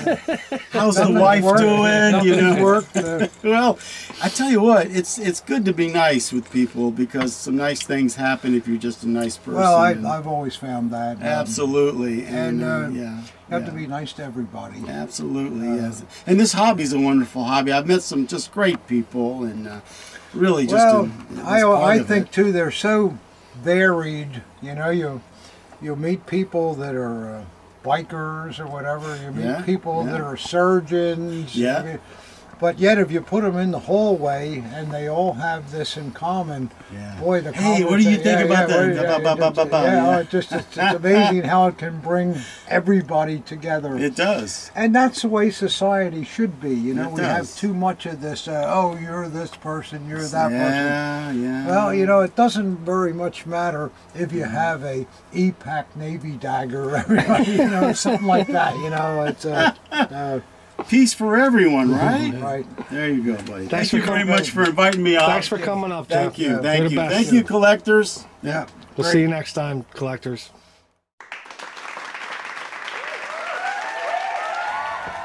Okay, we're going to do the origin of Bill Lorette. Yeah, we're just talking about Bill Lorette, my dearest friend who's gone now, but Jeff said, well, who was Bill Lorette and how did you meet him? Well, I was getting my business going about 1985 and 85. 85, and I was in my dining room writing up a few pieces. I used to put my inventory into the dining room cabinet because, you know, that's what I had at that time, and the doorbell rang. And I thought, well, who the hell's this? It's a Saturday afternoon, it's 3 o'clock, something like that. And I go out and I open the door. And there's this guy standing there, big smile on his face. And he says, are you Tom Whitman? No kidding. And I said, yeah. He says, are you the guy that advertises in the Gal Lighter magazine? This was a little publication at the time. Okay. The only thing that was around for collectors. And I said, yeah. He says, well, I'm Bill Lorette. Can I come in? I collect daggers. That was it. That was That's it. how it started. And I said, Was your, "Come on excuse in." me, was your address in the Gal Lighter? I don't know whether I used a P.O. box then or not. I don't know, but somehow he tracked me He down. found you. Found me. And Bill was from Holland. Oh, okay. And Bill was He's Dutch. Bill was Dutch. He was one of the first pilots to fly the 707s. Wow. And That's he my did that- airplane. I'm a Boeing guy. Well, there you go. He did that for years, and he would take these groups from England down to the islands, and they would stay for 10 days. The Dominican or somewhere. Yeah, and the plane would stay there too, the Yes. whole crew, Yeah. while the people were there, and then after the 10 days, whatever, they would take them back. Rough duty. And of course, Bill got in all kinds of trouble because the airline people all knew each other and intimately. Flight attendants. Yes, yes. So yes. Bill had he had bless. many marriages that didn't work out because of that stuff. But he was a tremendous, intelligent person, extremely well read, and so we started talking when he came into my house, and what are you doing? And I said, well, I don't know, I'm trying to start this dagger business. Was he a And, tall guy, short guy, big guy? he was about maybe a little taller than me, but the most intelligent guy that I ever met. I mean, just and nice. Oh, he was great. The only problem with Bill was that after we got to know each other and We used to go to shows together. He'd come over here for about 3 or 4 weeks during the year, so I was here 4 or 5 times, and he always stayed at my place. Oh, that's nice. It was nice, except Marie would say, Bill, when are you leaving? And Bill would say, in a fortnight. In a fortnight. And Marie never knew what a fortnight was. What the hell's a fortnight? Yeah, she never knew what a fortnight was. So Bill was here for another 2 weeks. Another 2 weeks you know, is a fortnight. And, the problem was when Bill was here, we'd go to shows in Kansas and Texas and just all over. And he'd go with you. He'd go with me, and really, Bill.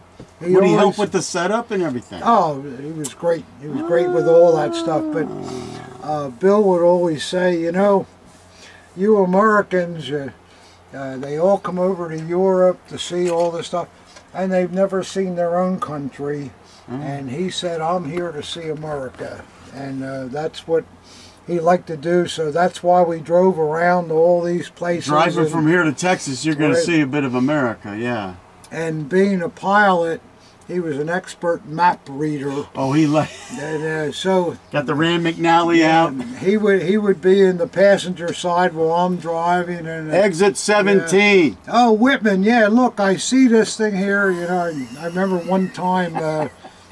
Who was the great World War I general for our country? Pershing. Yeah. We're in Missouri someplace, you know. Okay. And he said, Whitman, stop here. We got to turn right. I said, Bill, we're out in the middle of nowhere. There's nothing but cornfield. I know, but stop and turn. So we turn right, go up to this couple miles, and we go up to this old Victorian house, and it was General Pershing's house. Oh, wow. And we drive in, and there's a parking lot and everything, because this had been designated as a government, what do you call the... A historical right, landmark. So here we are, we drive it, we're the only car, and this very nice woman comes out with one of those hats on, you know, and all that. She's a government official, and oh, what can I do for you? And we understand this was General Pershing. He said, oh yes, please come in. I think we're the first people that came in 3 days, and not many people go there. She showed us, then she takes us up on the second floor, and she opens a drawer, and she pulls out the most magnificent sword you ever saw. And it was all engraved and just beautiful. It was given to Pershing by the English government in thanks for what he had done to win World War I. That must have been a beautiful sword. And I'm looking at it and I'm thinking, my God, this is $1 million sword, and nobody even knows it's here. You know. So. But that's the kind of stuff that Bill loved. Wow. And he was a tremendous asset to me. He looked at my business and, you're doing this wrong, you're doing that wrong, and he organized things. And how long did he go to the shows with you? How long did that go on? His whole life, really. We went to California together. Wow. We went... to Las Vegas a couple times. Bill had never been to Las Vegas, so that was fun for him, and we enjoyed that a lot. Can I tell you my favorite story, Bill Arrett? When you were in Hungary and you got in a bar fight? That's a great story. Well, that's a great story. It was not Hungary. It was in the east end of Germany after the wall went down. Oh! Bill not only came here, but I went over to Europe too to visit Bill, and which was so great when Bill spoke 5 languages. Oh, Jesus! So we'd get in the car in The Hague, is where he lived. The Hague in Holland. Yeah. And drive through Germany and all these places. He what were we talking about? The problem. Yeah. Bill said when the wall came down, Whitman, you got to come over here. we want to go into the DDR and see if there's anything there, you know. And so was Johnson. You just missed Johnson. just missed He Johnson, did the same thing. Right. So we were in what was the town in Saxony? I can't remember the town right now, but there was On the other side of the border when the yeah, wall. yeah. Okay. Well, it was a long way up too. When we got there, there were no hotels, there were no policemen, Wow. there was nothing, Wow. and we had driven all night to get there. Oh. And Did he know where he was going? Okay.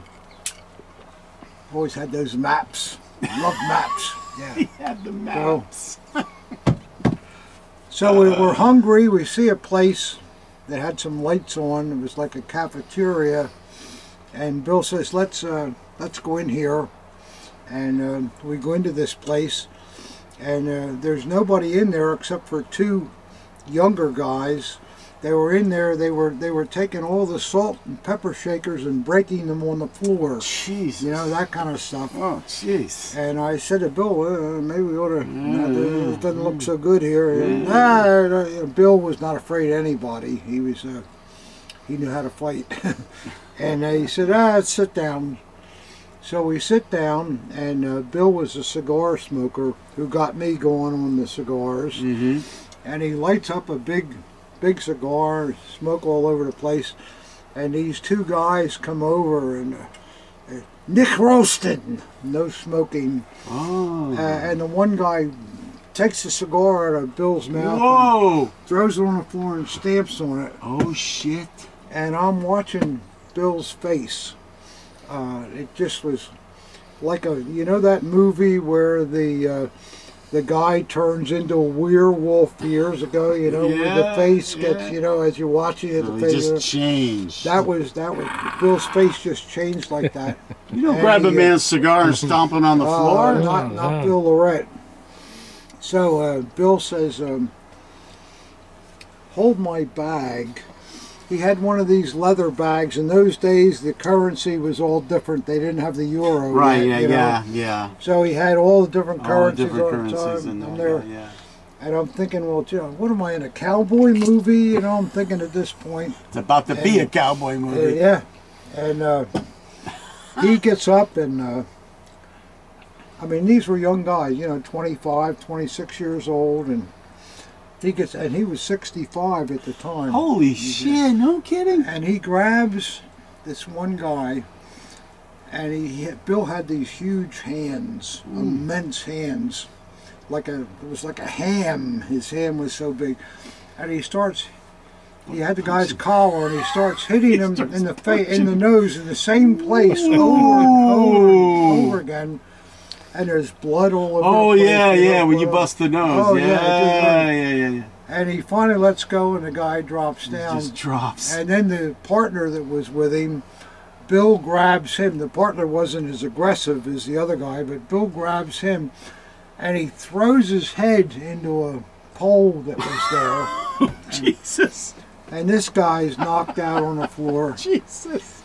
And I'm thinking, what am I doing? You know, here I am. I mean, I'm 5'5", whatever. Can we have dinner now? Yeah, we have dinner now, yeah. So after these guys are laying on the floor with all the blood and everything else, and oh my goodness. then the owner of the place finally comes out, because he was afraid, because I told you these guys were breaking up shit. Wow. He comes out, donka, donka, donka, donka, oh, thank you, and all that, and Bill and this guy haul these two guys out and throw them out into the street, you know, like they were a tub of lard or something, you know.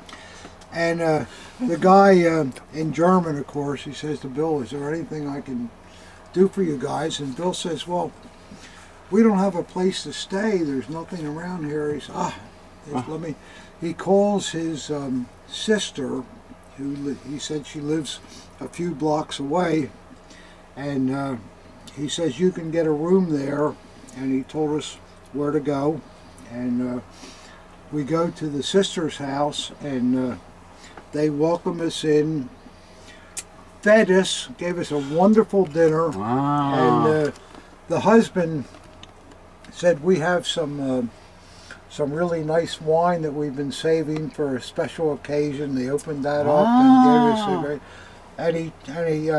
I said, well, I asked Bill to tell her, you know, were you in the war? And he says, yeah, and he was a naval officer. Oh, boy. And he was on the Prince Eugen when it was sunk. And it was a terrible experience. And, yeah, I imagine.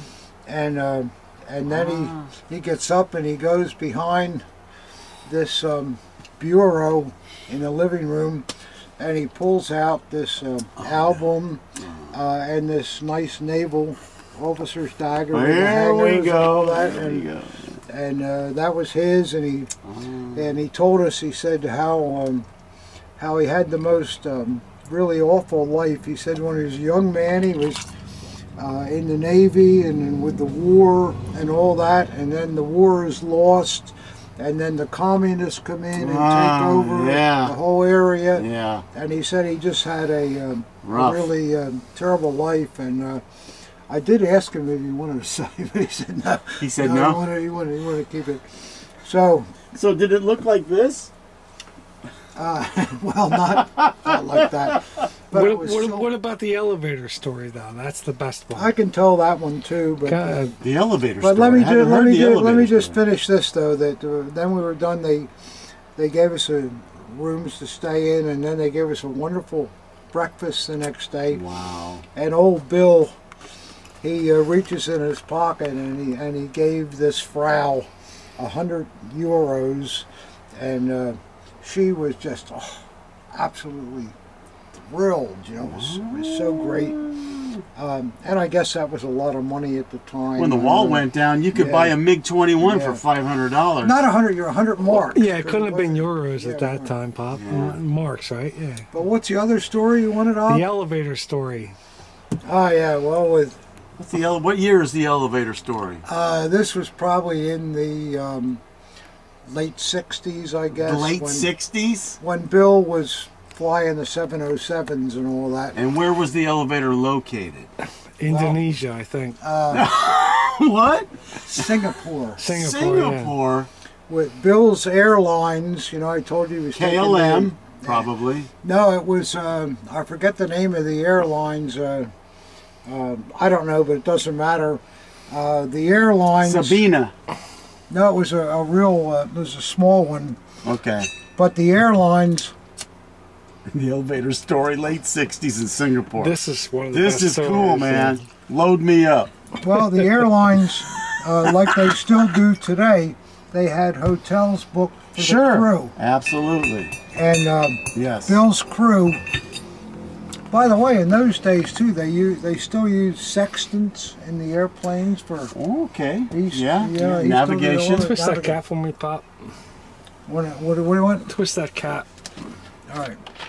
So the navigators, by the way, were called the brains of the plane. By the way, well, just to let you know. With Bill's navigators were the shit. Bill's crew, they had a. You go pilots are a dime a dozen. Navigators.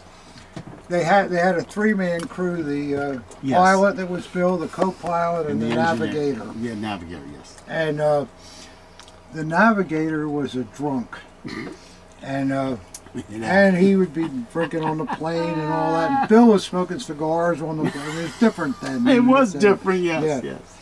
So they bring the plane into Singapore with all the passengers or whatever, and they go to the hotel that they have with the airlines, and the navigator is drunk at the time, and they get up to a room, and they got all the girls, the stewardesses, and you know, and they all loved each other because you know in those days you all flew together with the same group. You were a team. You were a team, yeah. So they're up in this room, and the navigator's drinking like crazy, and the guy passes out in the room, and the girls must have been fun too. The girl says, "Okay, let's." They get the navigator and they strip him naked, and this guy's passed out. and they never pass out at a party. no. That's not a good idea. And you're in a decent hotel in Singapore. Yeah. And they take the navigator out in the hallway and they put him on one of these carts that the maids have, you know. Yeah. And they wheel the cart into the elevator. Yeah. And press the button And he's for naked. a lobby. And this guy's balls ass naked. So this guy arrives in the lobby just as two snooty English women are just checking in 2 old bags. Oh my God. And the door opens up and here's this guy. Butt ass naked. His balls hanging. Bill told me the hotel called the airlines and told the crew to get the hell out of there. Get the hell out of the hotel. They're canceled. Their reservations with that hotel are canceled. But can you imagine a funny story? That's a great story. Oh, you couldn't make it up. The naked navigator. Naked navigator. In the elevator in Singapore in the late 60s. That's it. But Bill always said, in spite of it, the guy was a good navigator. But he flew these DC-3s for years before the jets were out. Yeah, yeah. From London to the Far East, and you have to go through Africa. Yeah, he was going on the leg You after know, you'd leg. have There to- was no yeah, direct yeah. flights back Oh then. no! You You'd had have to 5. land every Yeah, few hundred miles for more yeah, gas. And Yeah. Bill knew all of these countries in Africa. He had to go and to all Cairo. all the time. He had to go to Mumbai, India. Yeah, yeah. I've Sri heard Lanka, that. probably. Sri Lanka, he always talked about. Sri Lanka. I've been to Yeah. Sri Lanka, by the way. Beautiful place. I think it has the record for the most waterfalls in the world. Well, Yeah. I don't know, but Bill would always say.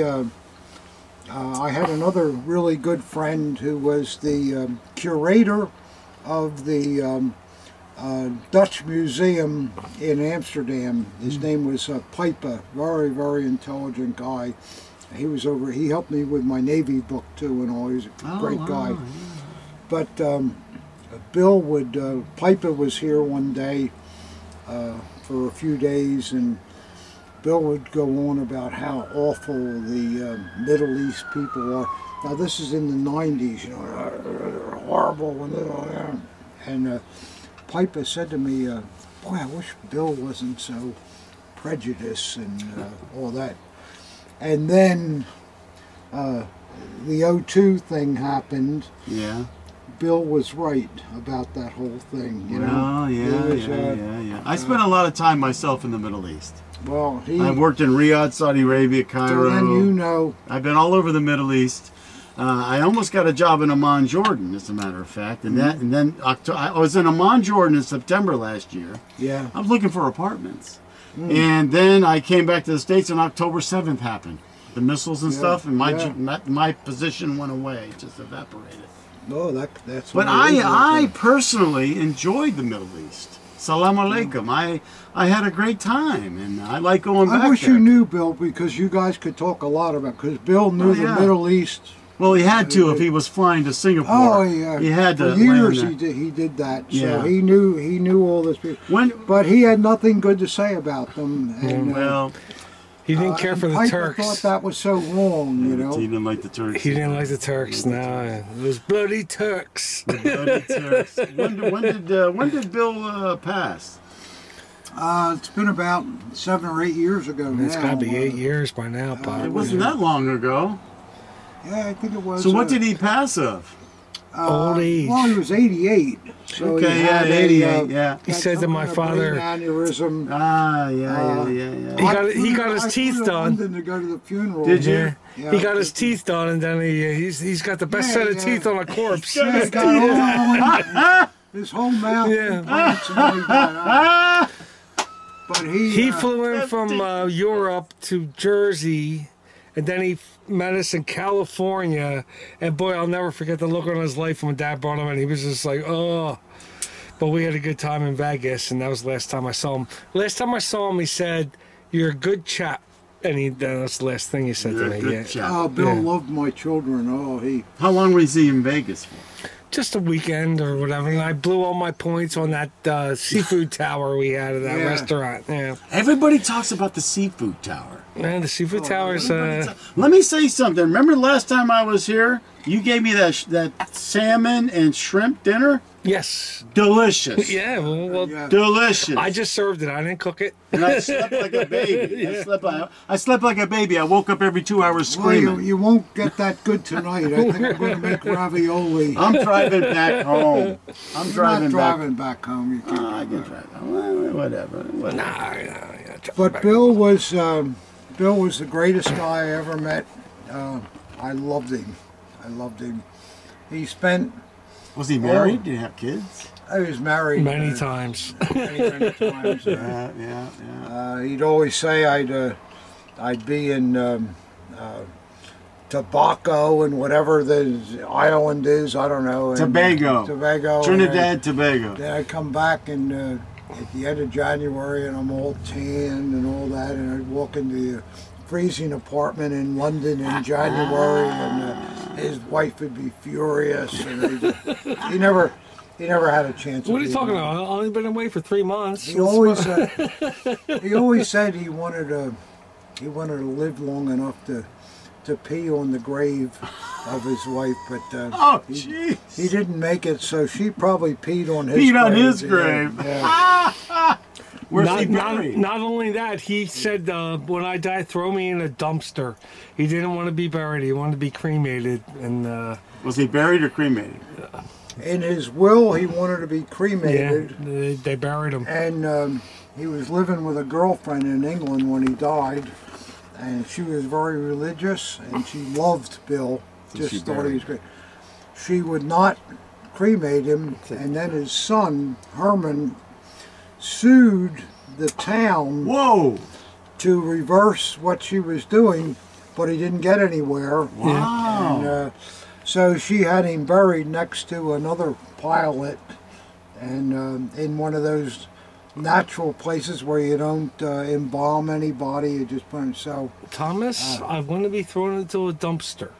That's what he said. I want to be thrown into a dumpster. Yeah, but so Bill wound up rotting in a he's pissed. grave, and I was at the funeral, and there was maybe 6 people there. And I prepared a little... Did you do the eulogy? I did a eulogy. Dad's a professional eulogy guy.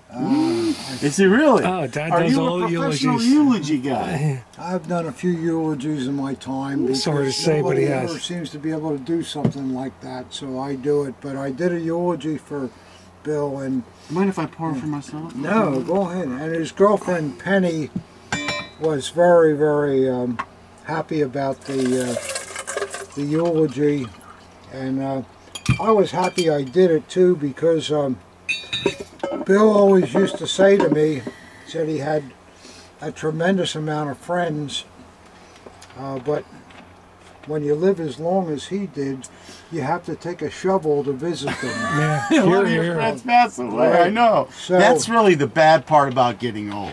And I've had a lot of my friends, that's the suck part of getting old. You gotta tell me, you know, I'm 50, I've seen it many times. I'm 54 now, and I got like 8 behind me of my best friends. Yeah, it's terrible, isn't it? It's really it's a shame, but I was glad that I was able to go over there and at least do that. Yeah. Did you write the eulogy down first, or did you just speak it from the heart and off the cuff? I made some notes, but I didn't use them. I knew what they were. And, And Penny, his girlfriend, just loved it, and so I was very happy about that. But I would still like to go back and see Bill's grave, because I didn't see the, you know, when they were, the hole was there, and I put a nice cigar on the. Oh, did you really? On the coffin, and did he have children?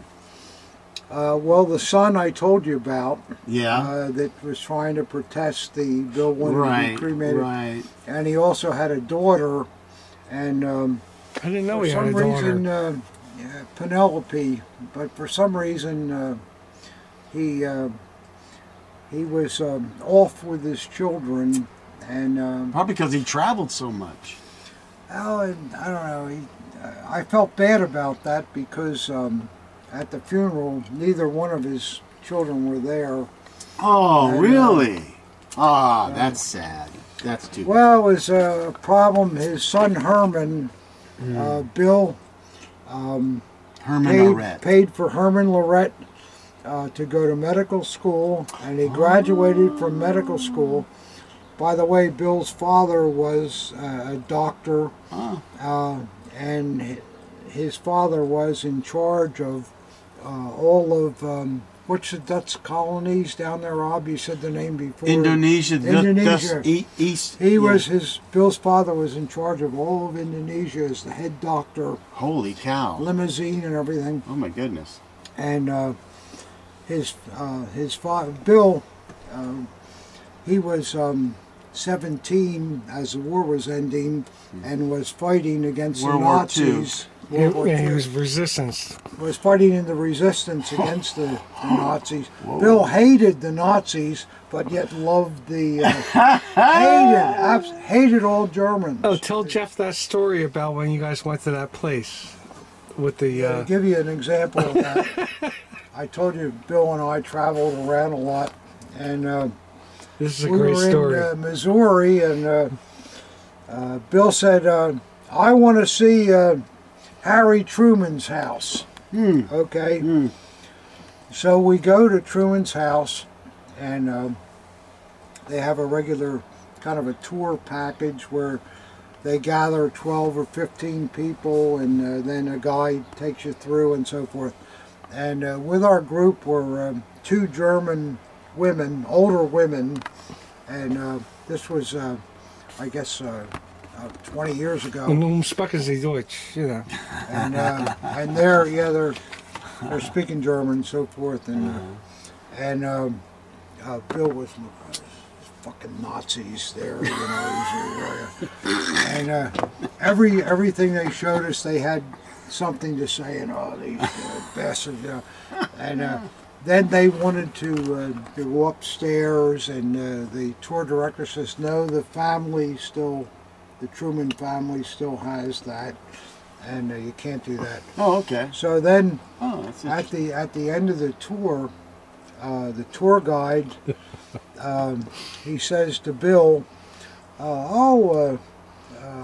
where are you from? And Bill says, I'm from Holland. And the tour guide says, I was in Holland last year. He says, the only thing, he says, when I toured Rotterdam, it's an old city, but it's all new buildings.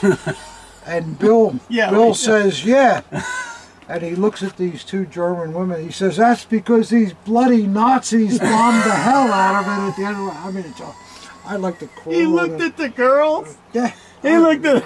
I mean, What did the women do? What the fuck? We had nothing to do with it. He was so abrasive at times. Oh my gosh. And I just wanted to crawl into a hole, but... you know, the history of that Rotterdam bombing is they surrendered. I know, they surrendered, it's okay. And then they fucking bombed the place. They just wanted to do it to let the message... we can do this. Yeah. That's right. Those Nazis bombed Rotterdam. But Bill absolutely detested the Germans, yet he loved the designs of the German that's the daggers juxtapose with this just whole hobby. Like, for instance, and you said it before, you'll have something beautiful and then you go, the Holocaust, right? It's like, it's like this and then that. Yeah. It's very trying to separate them. But it's so difficult to separate them because they were like this. The quality and the art design of the German daggers alone is fantastic. It's unbelievable. And that's what Bill loved. Yeah. But did he hate them? Oh. Boy, driving through Germany and so forth, if you're coming from Holland and let's say you're going to Austria or Czechoslovakia, you have to go through Germany to get there. And you stop it a rush stop, you know, along the way, and oh God, it was just he, you know, saying something to people and all, making remarks. Really? And, he would make remarks. Oh, he was Oh, awful. jeez. No, he was really on the negative side of people. Yeah, he was. He was. Which was so hard to figure out because of his love of the. I mean, Bill had a fantastic collection. He right was. up to He was awesome. Say high leader. He just loved. But he would go all the time. Oh. That was his favorite saying. So that's that was Bill Lorette, and I have to say too that all my years with Bill, he spent trying to get me to divorce Marie and buy an RV trailer to go all around the country with him. Jeez. He loved me. Drop your wife. Get an RV. Yeah. Come on, Tom. Because, well, that's what Bill would have done, you know. But, you know, obviously I couldn't do something like that. Goodness. Bill and Marie got along religiously. Marie hated Bill. Marie hated Bill. Well, you're being sarcastic. Yes, I am. Really? She didn't like him at all. Well, no. I don't think she would like him when he says, hey, get rid of your wife and come on. Yeah, she probably didn't like that too much. That was, well, like I say, Bill spent his whole time here, when he was here, trying to alienate her so that I would go with him. Oh, that's a bit diabolical. That's a little diabolical right there. No, he was well, tough. it was, Yeah, but I knew how to handle it, and it was I always was able to keep both of them at bay, but they didn't like each other, obviously. What's a fortnight, Bill? Yeah, what's a fortnight? Another 2 weeks, honey. Yeah. Okay, so Horatio Hornblower, 17th century, maybe the 18th century. He's on a ship, and he's going from England to New Zealand. Look on a map, you know. My God, right? This is in those days. In those days, on the wind, and he's got a sextant, and that's it. He tells his guys after about 6 months of sailing, gentlemen, tomorrow, right around 6 o'clock in the morning, you're going to see 2 peaks. And these we're gonna guys go haven't seen land and fucking forever. And we're going to go in between those 2 peaks. And would you know that after 6 months of sailing, the next morning, the guys wake up, they see 2 peaks. That's got to bring respect that's unbelievable. to that guy. It's unbelievable. So back in those days, the navigator was like a king. He was the mathematician. He was the astrologer. He was the top guy. The top guy. Where did they get navigators in those days? Did they have the schooling? There was a guy named Mercador. Or? There was a guy named Mercador in Germany, as a matter of fact. A lot of these navigators came from Germany, actually. Oh, okay. In Portugal with the great explorers. So they weren't necessarily British on the ship? No, not necessarily. But there was a guy named Mercador that had a great influence on all of this stuff. And, yeah, there are maps named after him. And map makers, as a matter of fact, were with the navigators. And this is how we explored our world. And we figured out that the world was round and not flat. Like some of my friends believe the fucking flat Earth. You know. Still flat, yeah. Still, I got a buddy of mine who believes the Earth is flat. Unbelievable. Well, I've heard that stuff too, but of course... I like Horatio's Hornblower's name. That's a great name. Hornblower. I think I remember seeing that movie. There's a movie of him. And I do remember all the sailors... After 6 months, dying on this thing. Yeah, we're going to mutiny, and then the next day day you're going to see 2 peaks, and we're going to go right between it. And they did. Unbelievable. Yeah. Unbelievable. Well, think of those times, how amazing that must have been. You know, you're at sea for over a year. They were the astronauts.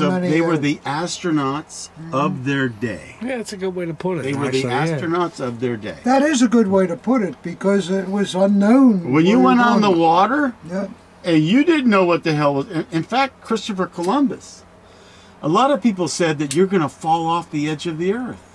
Yeah. You know, they believed that shit. Oh, I know they did. And all they had to do was make it to Tahiti, and that was like paradise on earth. And they almost mutinied, and then they came to Hispaniola, which is the Dominican Republic. Yeah. Really where he landed. Yeah. Yeah. Well, in those days too, they didn't know when some giant reptile was going to come up and eat the whole ship too. They believed And, that and one stuff, thing interesting about Christopher Columbus, when he first got there and met the natives there, he said that they're very malleable and we'll be able to work them. That's what he said. That wasn't the case, was very it? racist. He didn't. You know, it is what it is. When you have a society that's dominating the other society, that's the way it goes. But just think of the perspective of it. Europe had basically a pretty good civilization with the kings and the queens, and they established a class of farmers and workers and all that kind of stuff. Yep. And then, we're going to go find India. Yeah. You know? Well, they knew that they were getting things from India through the other end of the world that were brought there. Yeah. But they, We got a better route. We got a better route. We're going to go direct. Yeah. We're going to go direct. And just think what that must have been then, when nobody knew anything about anything. Well, and they these knew guys are going to. These brave people are going to take. They knew the Earth was round. How did they know the Earth was round? Now, if you take a piece of paper and you have two poles sticking up, right, and the sun's hitting, there's a time in the day when there's no shadow at all. But as the time goes on, there's hardly a shadow here, but a big shadow here. Why is that? So that and they realized that it was round. curved and not flat. Yeah. Even the de nobiles are good at that. Like the fake. Is this the fake one? That's a real one. That's How can the real you say one. that? I'm sorry. I'm sorry. Yeah, the fake one's down there. I'm sorry. Oh, we'll get off the daggers. Yeah, I got. I got to press up to that tomorrow and tell that guy his RID is fake with the orange grip. How much did you pay for it? $2,500. Oh, I'm sorry, buddy. Do they get pissed off when you say that? When you have usually to tell them the bad they don't. news? They usually apologize for sending in a bad piece. That's what they do, which I think is amazing. They eat it. Well, I think it's also kind of a gracious thing. We rip it up, but we don't embarrass them. It's like, it's just, it's fake, sorry, and they kind of know it. You guys did a great one on that Himmler dagger. You're like, I don't know, wait a minute. And then you came back and went, okay, this is what's wrong with it. That was a great episode. Well, that was like a learning. That's what we're trying to do. It really educated a lot of people. Well, when you're considering something that's worth from $5,000 to $20,000. Yeah, it's What's a real Himmler going for? A real one. A really good one. Well, a really good one is easily 20,000. I sold one for 25 not too long ago. We call them crackers, Jeff. That's a cracker. It's a cracker. 20,000 easy. Probably 22 now if it's a really. Man, these Himmlers are really pricey, huh? So what was that about? Was that a birthday dagger or something? No, it was kind of. You have to remember presentation. The room, no, you got to remember. Go back to the Rome purge. Hitler had figured out that Rome was probably going to incorporate an army of SA people to take over the Reich. That's what Hitler thought. A revolution in the revolution. Yeah. Yeah. And he said, no way. And here Rome had spent all of his time trying to get Hitler elected, and all those people at all these rallies beating up Coburg and all that. Naysayers and all that stuff. Coburg. Yeah, Coburg. And so finally, Rome had pretty much shown his cards that I want the SA to be the German army, and there was no way that Hitler wanted the SA, because obviously the SA was a bunch of normal guys, a lot of drunks, a lot of ruffians, a lot of... Remember, Rome felt that his SA had literally gotten Hitler into power. That's what he felt. Kind of true. Kind of true. But at the same time, Hitler wanted to go a lot further than what Rome was offering. He didn't want... oh, we got to get some more ice. Oh wow! Unbelievable. These are ball bearings. And look how light this is. Well, that's a third And no ice. third refill, and it's still. I'll get some more ice if you I'm want. fucking with you. Go ahead. All right.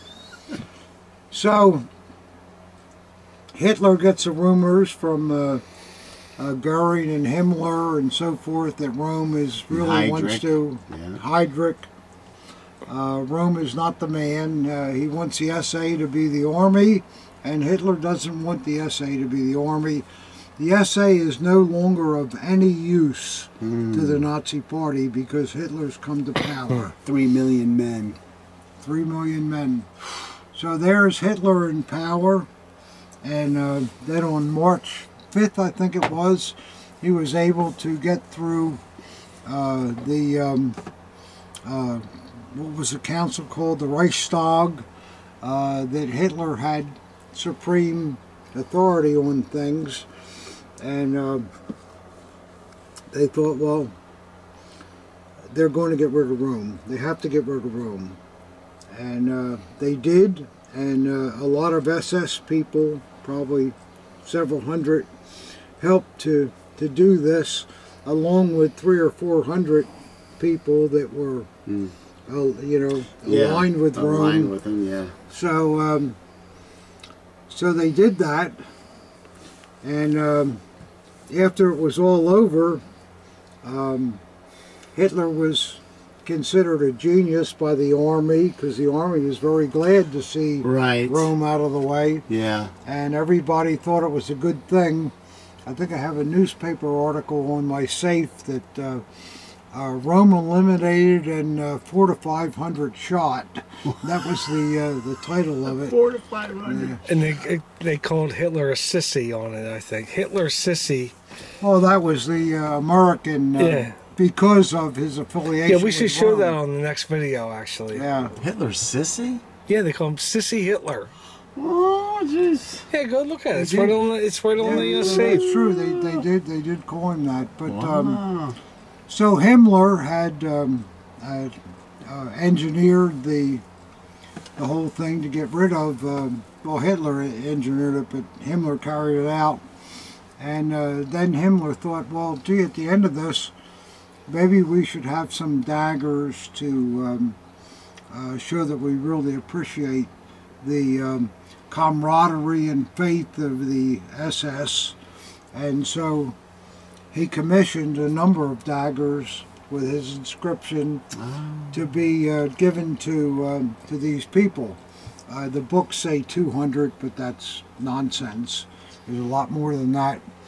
And so they gave out probably a couple thousand of these daggers to the SS men that had been there a long time. Were there manufacturer's marks on these, or they were plain? They didn't have the manufacturer's? No, they were all acorns. They're all acorns, really? Always, yeah. Wow, no kidding. And then I got a copy of a letter that one of the researchers in the hobby, Rob McDivitt.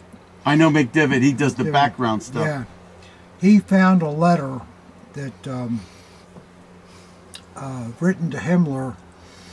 Herr Reichsführer, we have 720 of your inscription daggers. This was in 1941. Wow. And we don't know what to do with them. And Himmler wrote back, just keep them until the war is won, and then we'll decide. Wow. So there were in my opinion, there was about 2,500 of the daggers issued, but I've had the experience to acquire several times Himmler daggers that are still in the original shipping bags and so forth. Really? So those are the daggers that this guy wrote about that they had stored. You mean they were in the still in the shipping bags with the tissue paper? Yeah. In the bag. Yeah. Yeah, and there's a certain stamp on it, isn't there? Mit Vidmark.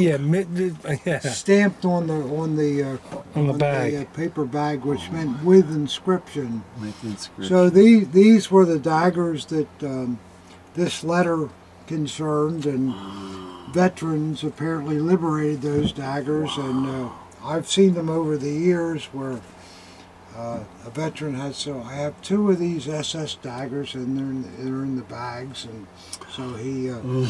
So that's where they go. But you know, the nonsense that there were only 200 Himmler daggers is wrong. Yeah. And I've probably sold, I don't know, 100 of them over the years. So there's a lot more made than. But Himmler's idea was to just give them out to really faithful guys. That, so that's kind of what happened. So the one you had. I guess, you know, people say, well, I could put a Himmler etch and triple my money on this. Yeah, good luck. So I guess that's what they try to do, right? They try to do that. Well, Himmler daggers have always been the ultimate in SS collecting. Right. So as the availability of them decreases, the price increases on what somebody will pay for them. Right. So I think we've had one Himmler bagged, to tell you the truth. I had one not too long ago. Yeah. I sold a Himmler dagger not too long ago for $30,000. And it wasn't in the bag. Oh, the bag's worth $10,000 for something like that. Yeah. If it's in the bag. I mean, the amount it increases the dagger. If you know, oh yeah. Too bad they didn't have a number on it and it matched. I mean, forget about it. But this is how things go in the hobby. You know, collectors want things. Well, let me ask you a question. Why wasn't there an RZN tag on the damn grip? You know, isn't it interesting how that sometimes yes, sometimes no, no? it's not interesting because most of them are the RZN. Yeah, they're before the RZN. okay. They're all issued before the RZN. Okay, Yeah. okay, yeah, I got you. All right, gentlemen, I'm going to pull this thing tonight. Thank you for the content. Yes.